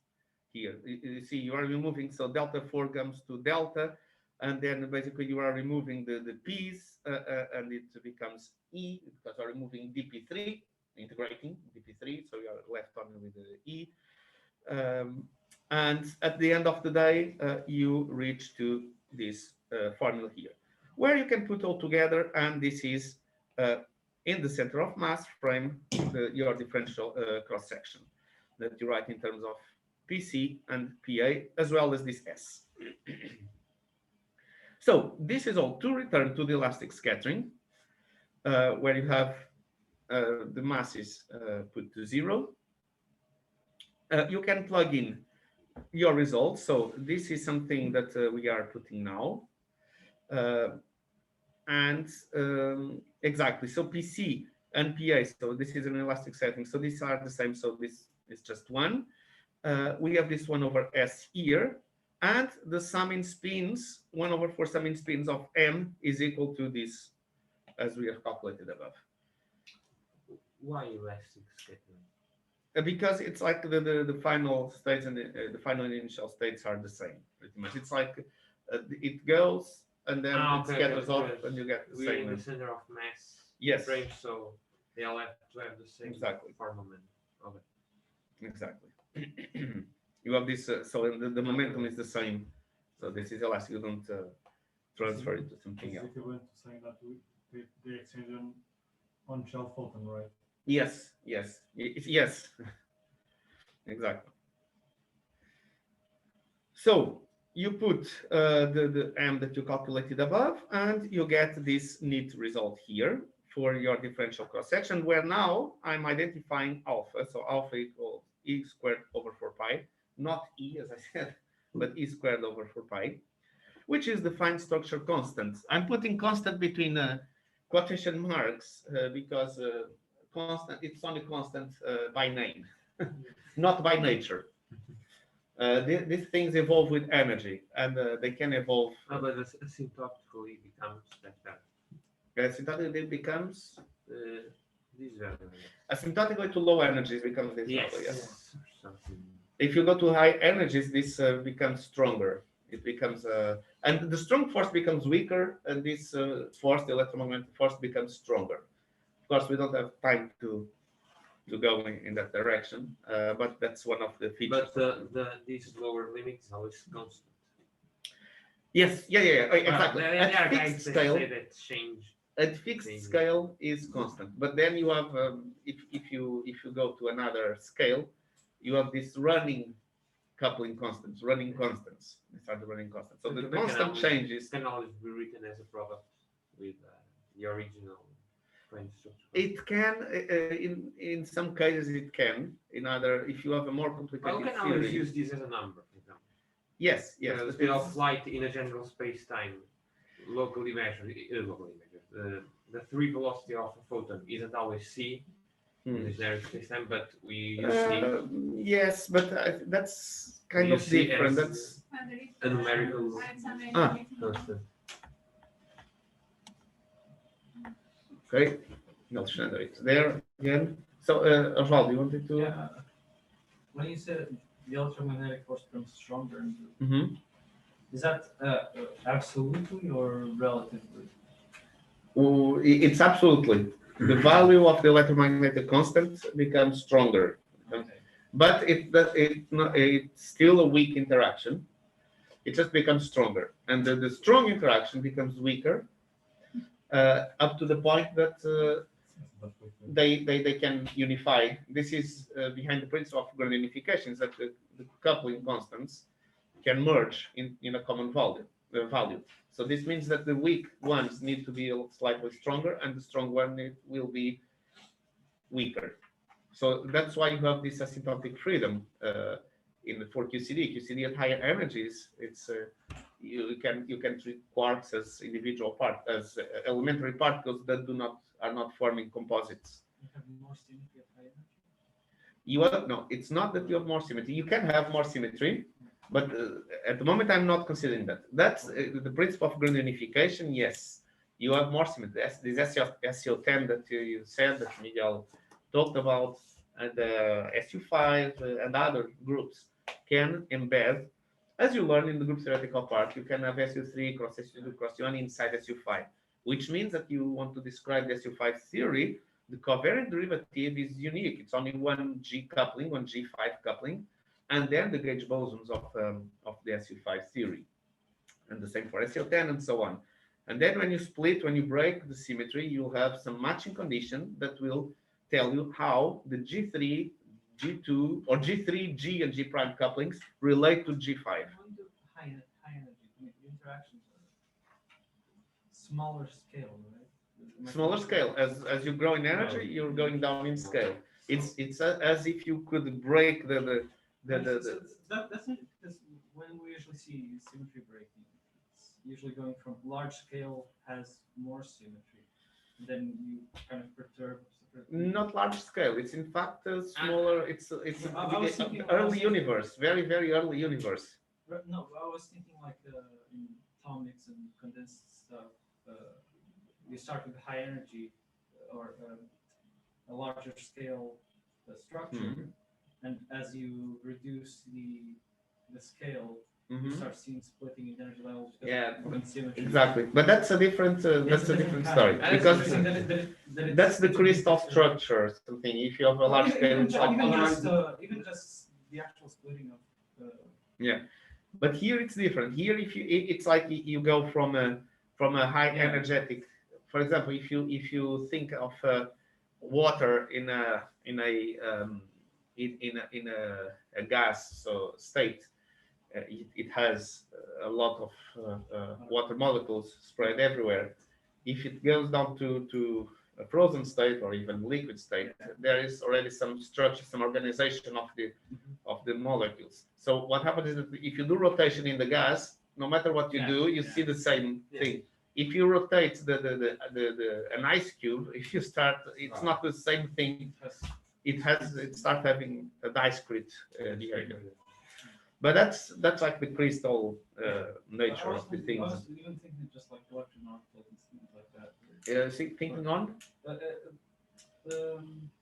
Like spin orbit couplings and just taking hydrogen atom kind of things, right? Where you start seeing interactions at smaller spatial scales. Yeah, but that if you go to small scales, you are really increasing the energy to go there. And then the things behave more symmetrical in the sense that they stop having mass. At that scale, you no longer have mass there. So you restore the symmetries. You have more symmetry, it's the same as saying you have a larger symmetry. Yeah, okay. You see? I see. And you can have more things coming into game. More gauge bosons. If you zoom inside the atom so much, you may start being able to see new gauge bosons and see everything that existed in the early universe that we cannot see with the current technology. But what we are doing is, so the LHC is a microscope, in fact, so it zooms in as much as possible. Okay, so, and what about recasting this expression in terms of this angle? So to do that, we just expand the S, T, and U parameters again. So the S, we can just write, so with the EA and EB having the same energy here as the 2E squared. So this is 4E squared. In fact, this is S. And then you can write T in terms of the energy as well, and it gets this to this expression here, minus s over 2, 1 minus cosine theta. We are working in the center of mass, so remember that. And u is also written in this way, minus s over 2, 1 plus cosine theta. This is just by expansion. So the differential cross section, you can rearrange things and get coincides with the Rutherford scattering formula, which diverges for small theta. But now there is something which is called crossing symmetry, and this will lead us to a nice result in a much easier way and faster. So it's a parallel process. Yes, it's you can think of a process. This is like a thing. Imagine that you have a process that the Feynman diagram, the topology is the same, but then you kind of change the position of some of the lines and identify that with an antiparticle, for example. Let me give an example. Here, exactly. So the incoming particle with momentum p is equivalent. It's not responding.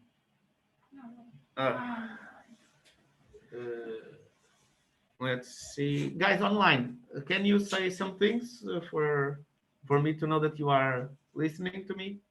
We are hearing you. Yes. Okay, but you are not seeing Yes, the yes. slides moving, right?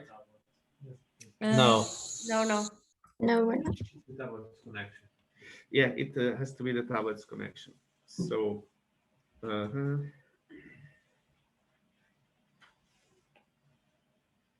me.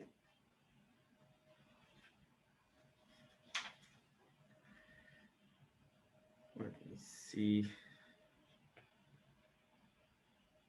Ah, yeah, it says connecting.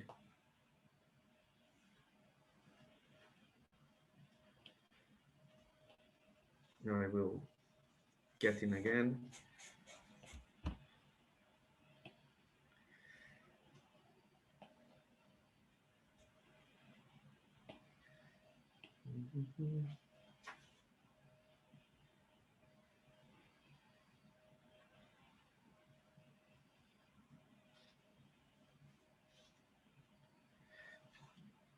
I'm gonna have to accept myself because we are sufficiently close to the end that I think there is no need to. But if it's struggling, I will have to put the other network. The tablet is.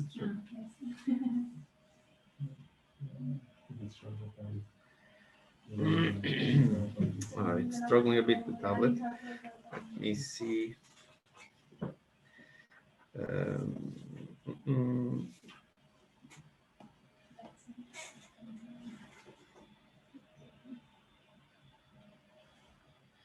What is this?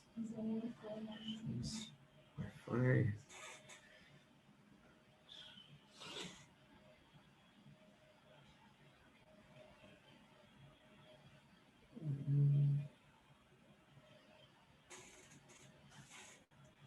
It's actually saying there is no connection to the internet. Try to disconnect and turn off and turn on the Wi-Fi Yeah. again. That's what I always do.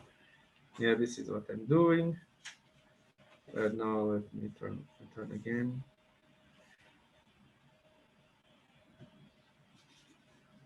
Okay, now it seems to be.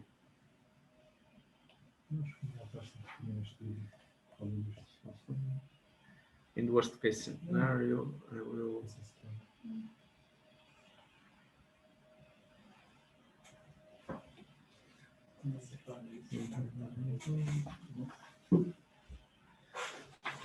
Yeah, I was just saying that we had this reference for this chapter in kind of field theory course about the interpretation of.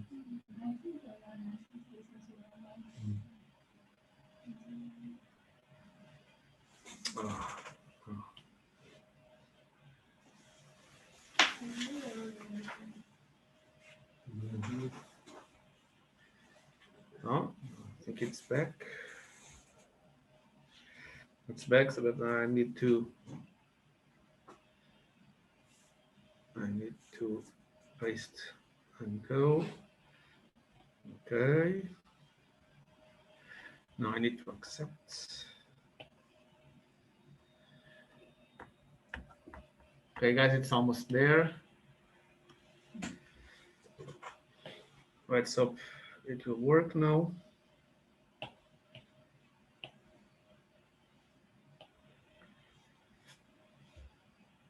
All right. Okay. Good. So let's go back quickly. So I think everyone seeing again. So we are talking about the crossing symmetry, where you can have an incoming particle with a momentum p, which is equivalent to an outgoing particle with momentum minus p. So how does it translate to? So we have a certain diagram with something happening here in the middle. We don't know what, but there is something.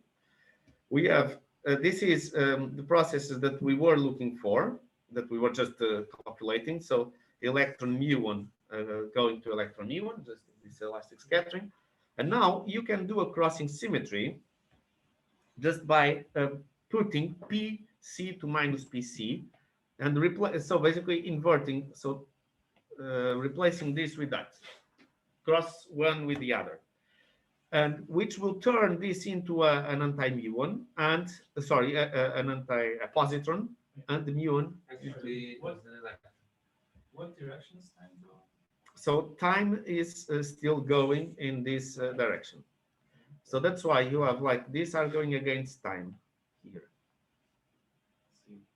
Yeah. With time in this direction. Sometimes I think I have an example with time going up just below, but in this case, yes. So that's why here this is a positron and this is an anti-muon, and this is very convenient because we don't need to calculate everything again. Now our process is this: instead of mu to mu, you have electron positron going to mu1 anti-muon, or anti-muon mu1 as written here.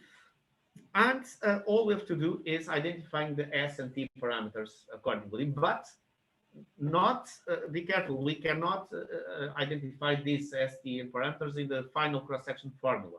It has to be only in the amplitude because it only affects amplitude. The phase space part where there is an S, 1 over S coming there, it's still the same.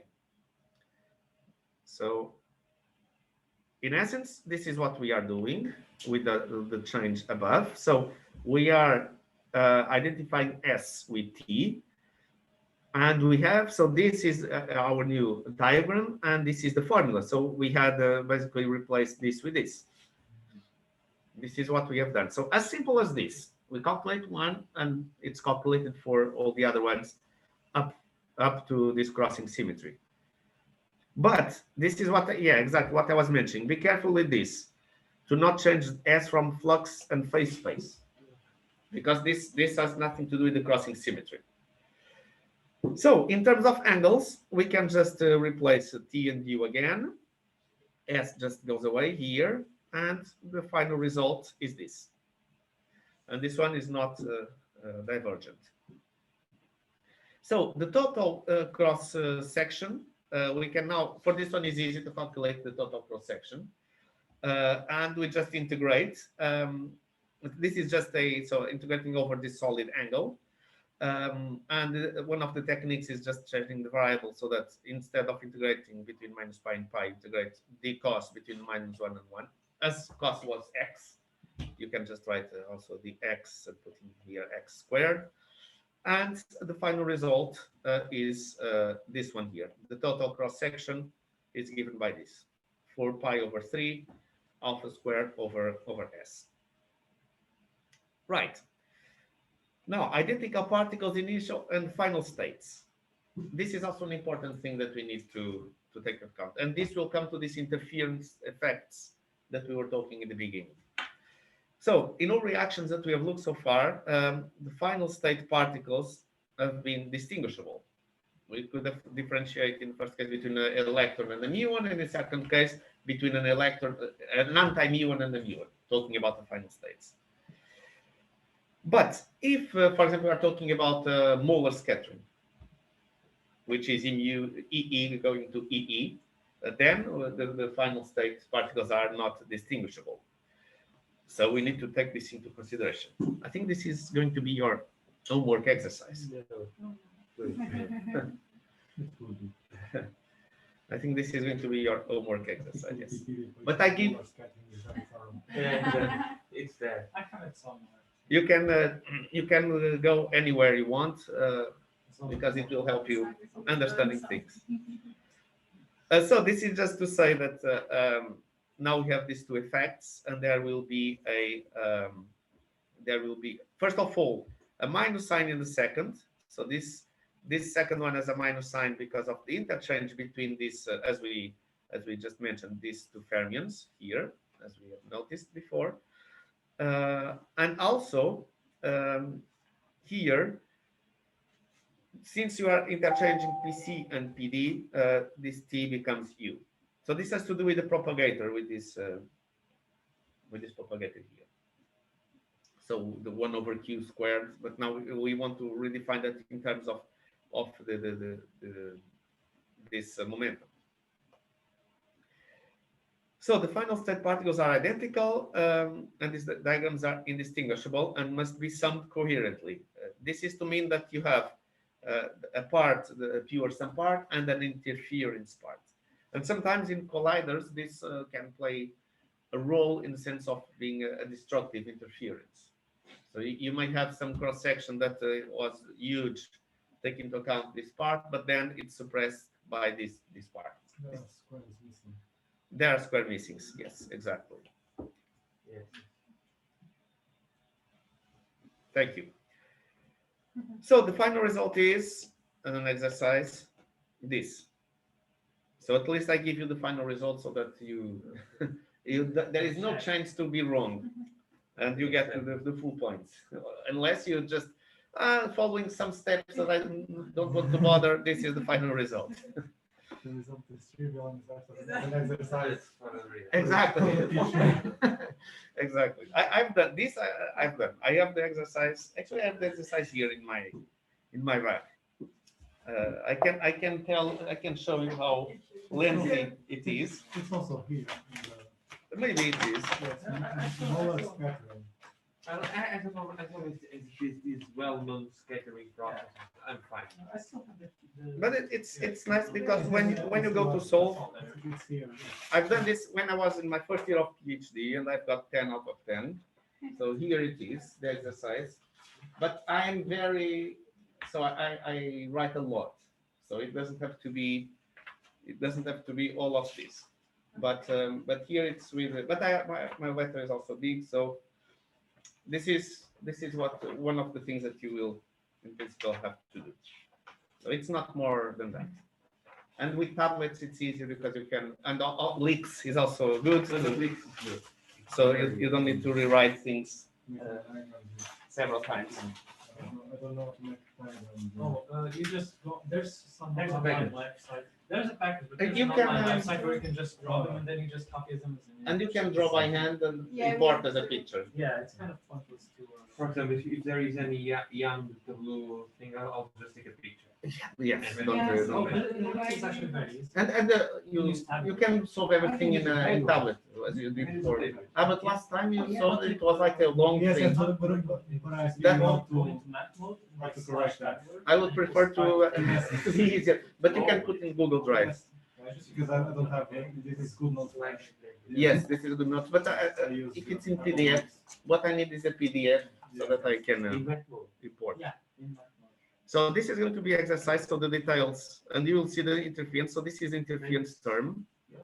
This part here is interference. And now what about decay rates? So the decay rates is kind of repeating all this discussion, but in a simpler way. Instead of being a 2-to-2 process, is a 1-to-2. So some particle decaying in other ones. So this follows the exact same arguments here. And you end up, so let me scroll down to the result. So this is, and once again, you can look into Hausen and Martin or Griffith's book where these old books are quite good for this type of things. They explain several details, and you come down to here. So and typically it's convenient to look into the rest frame where the decay is back to back. So if the particle is at rest, because this particle needs to have a mass, it cannot be a photon or a gluon. In fact, they don't decay. But the photons can become positron and they can. You can have It's not asymptotic. exactly, but it has to be something like okay, this. because okay. For that, it has to be something like this: a photon, and then some loop. So you need to have here a fermion, something like that. Exactly, something like this. So you have two photons. So a photon here and another photon there, and then You can electron. also have a loop. Positive. A loop. And you have But the loop is more suppressed than this, for example. This is the leading order contribution. You can also have the loop, of course. But suppressed because they both have two vertices. yes, but in the loop you have this. So let me do like that. It So should be a photon. two. No, but this is going to photon. This is but not. I was talking about a photon, a fermion loop, and a photon. You like this. Yes. But this is not. This is vacuum polarization. Yes. It's a different. It's another physics. But yes, this is.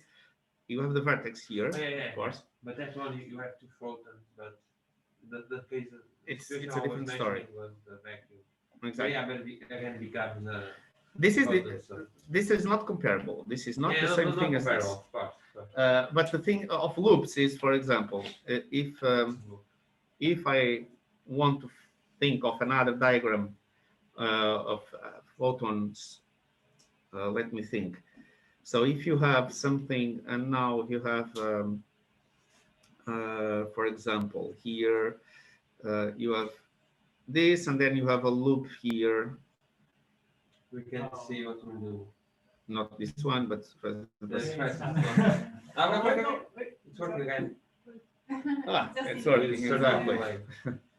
So if you have something like this with a loop here, this is more suppressed. Yeah. Because it's not only because of the number of vertices, but every loop you have a factor of 1/16 pi squared per loop, more or less, and times the number of couplings in the vertex. So even if you have the same number of vertices, even if I could find a diagram that has, so if we have this and that, but then I cannot make electrons coming out of this here. Only photons. But even if we had the same amount of vertices, you have the loop factor, and the loop factor is gives a suppressing effect. And now it's kind of becoming frozen again. Can you hear me, guys, online? Yeah, I'm guessing. Yes. Probably the tablet. Yes. Yes. Good. Okay. Tablet should be coming with that and that part. So but suddenly I got strong internet here. Let me share the screen again. Then maybe that's the problem. Change the access point. Somehow disconnect.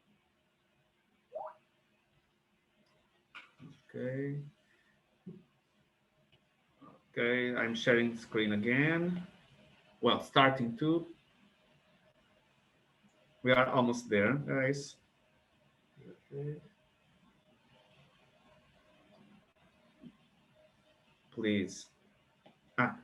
No, it was my fault. No, I didn't initiate. Come on. Come on, guys. We are almost at the end.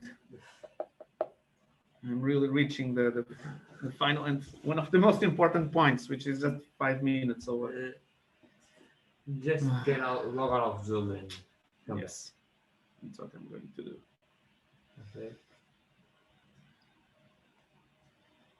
It's because now I think I will waste more time if I'm going to try to put the leap network here. Actually, let's hope that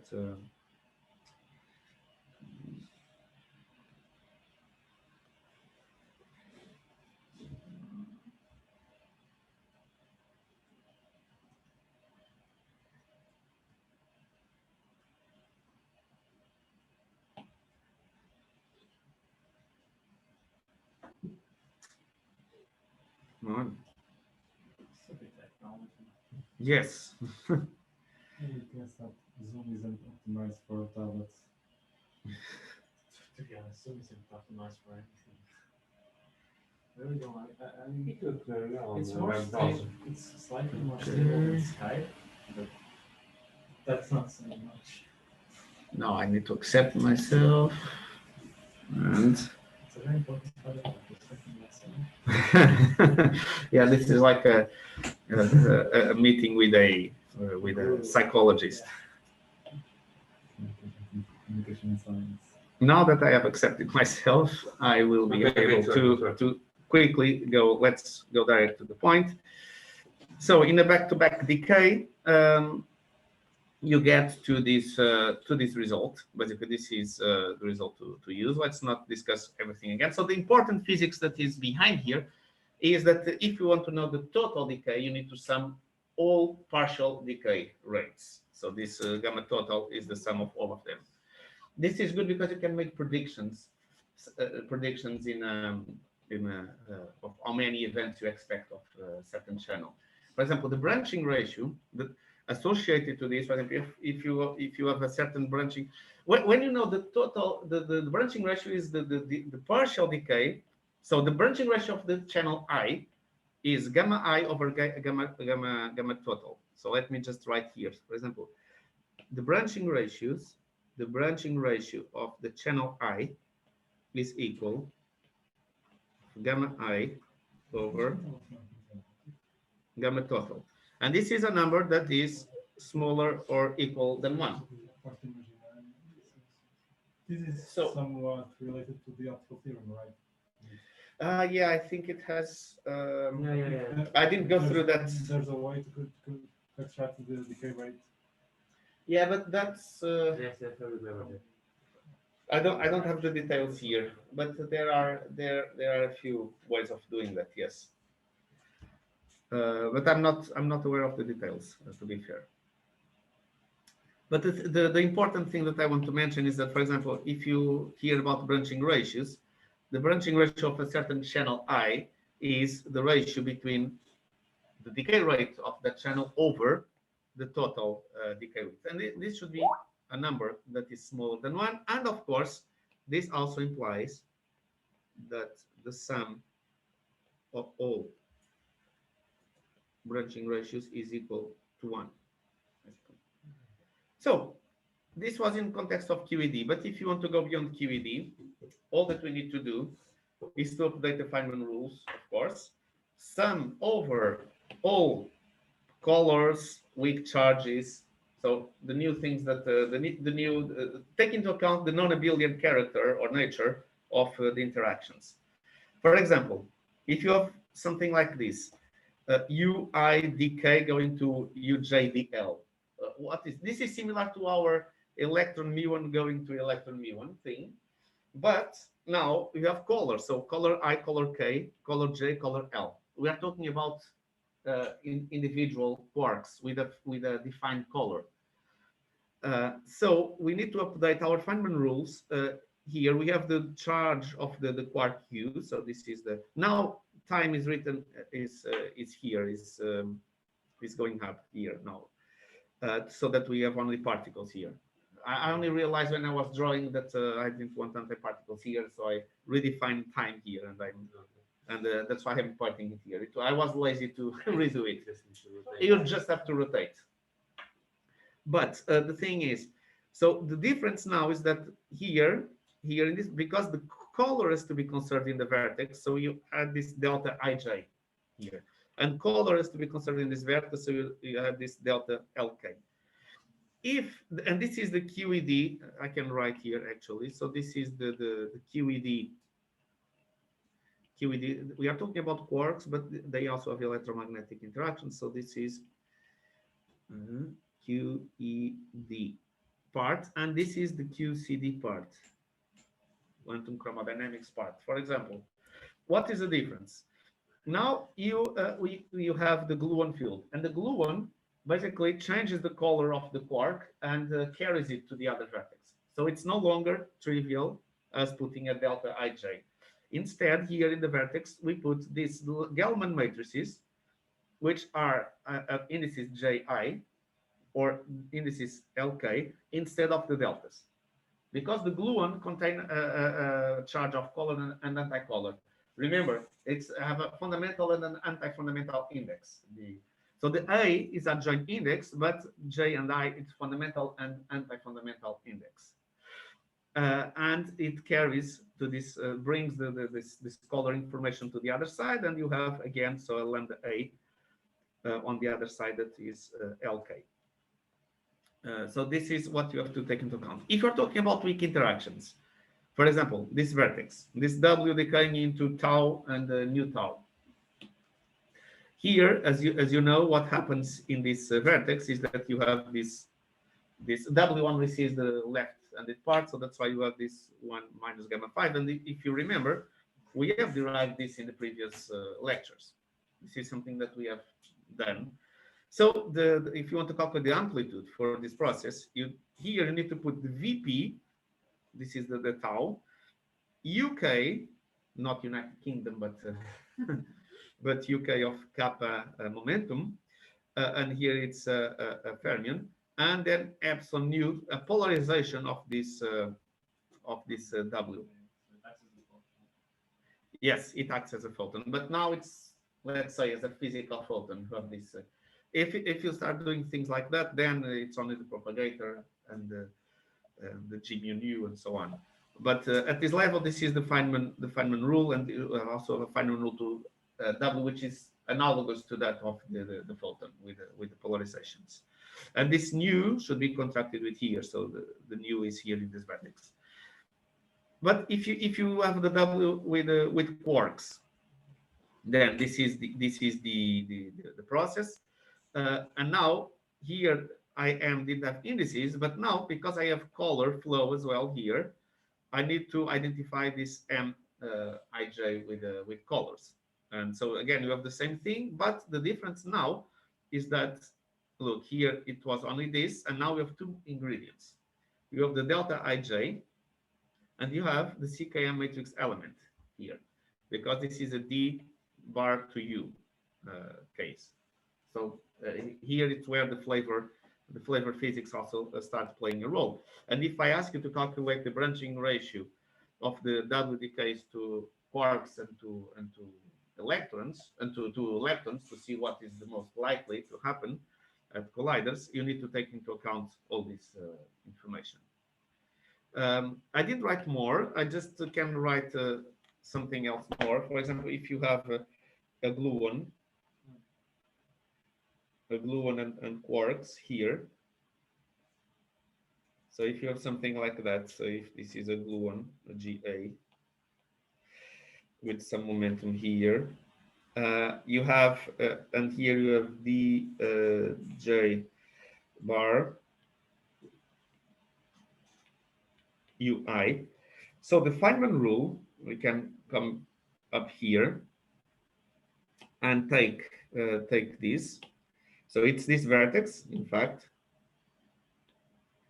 But I just want to remind something, which is the following. So this is the Feynman rule that is associated to that vertex here. What you need to take into account is that when you write the amplitude now, so the amplitude, let me write all in this. I can write below here. So the amplitude is going to minus mi ij a. Well, this reads as a funny word, so let's keep it. I just noticed, but this is because of this A index here. So this thing here, and then of course you just write this. This should be equal here, and so on. So I can write here. So Vp U Okay, so there are many words. UK, MIJA. You can, okay, Yeah, it's, never mind. What happened? it freezes sometimes. Sometimes there's no It's line. catching up. Okay, okay. So there is a polarization here. I'm not sure if I'm forgetting any detail. And then here minus IG strong. So this is the strong coupling here. And then you have this lambda A over 2 JI, should be IJ, we order gamma nu. And so, and then to the calculations, you just have to plug things in and move about with that. So yeah, guys, this finishes everything. So today we would have been well. I was started 40 minutes later and only ended 10 minutes later than the time with a break. So today it would have been. Unfortunately, we had that shortcoming in the beginning. But guys, this is it of the module. You can now rest. I can now rest, but only after the final, You can't actually rest. the take-home exam. I will send you. So my goal is to send until the end of the week, and then we'll have 3 weeks about 3 weeks to solve it. I will decide on the date. And once again, guys, if you have some conflict of times with something, if you say, oh, then we have to end in 2 things in the space of 2 days or 3, let me know, and I But send as late as possible, like Friday or even Sunday. right. It shouldn't Yes. be a big problem because I think that the final thing, at least the I have to do is on the 4th of February. So Yeah. Yep. it's next week. The presentation is next week. Yeah. What? The presentation is for black hole. Okay, your presentation next And week. and Yeah. the second homework, by the way. So I want to do this with some criteria. I need to, if I want to put some of these processes here, I need to do them because I don't do this for a long time, and I need to do it once before. So I will have the same work as you. So that's the thing. The other ones I've been doing throughout the course. You can save yourself from working not with them. No. I have things that I haven't done before. No, I think it's this can be important. I will look to exercise that I've done in my particle physics course when I was in Lisbon in my undergrad, and I will try to sneak something from there. So what I'm think that, but I will sneak something that I found fun to do. I hope they're in Wikipedia. So Yeah, you can check off. So Okay, guys, Some sense of adventure. let's end this. You know how to reach me. I will stop now recording. You know how to reach me. I'm afraid there are no questions today because you have ended in everything. I have not yet looked into that. Well, I noticed that Fernando did something very nice. I just looked into yours, and it seems perfect. At least the last exercise, Fernando. I really like to see that, but I didn't correct it yet. But I will have a look into that in the next in the next couple of weeks. I think I did a good job of actually explaining my steps. So Yeah. So I didn't look into detail, but I think you all did a better job than. analytically. I've never done that before. yeah, it's very It's nice you all do things in different ways, but it's But I use mathematics for the calculation. yeah, of course. it's- Okay, I put there the results, but I didn't go and finding the cubic term. Yeah, of course. You can do that. And this is the. But maybe sometimes if you miss something because you have that I missing, tried to check everything. and that I was checking, and actually they got the result. There is something I couldn't get very well in the last exercise, but I explained there why. Okay. Did you expand the kinetic time?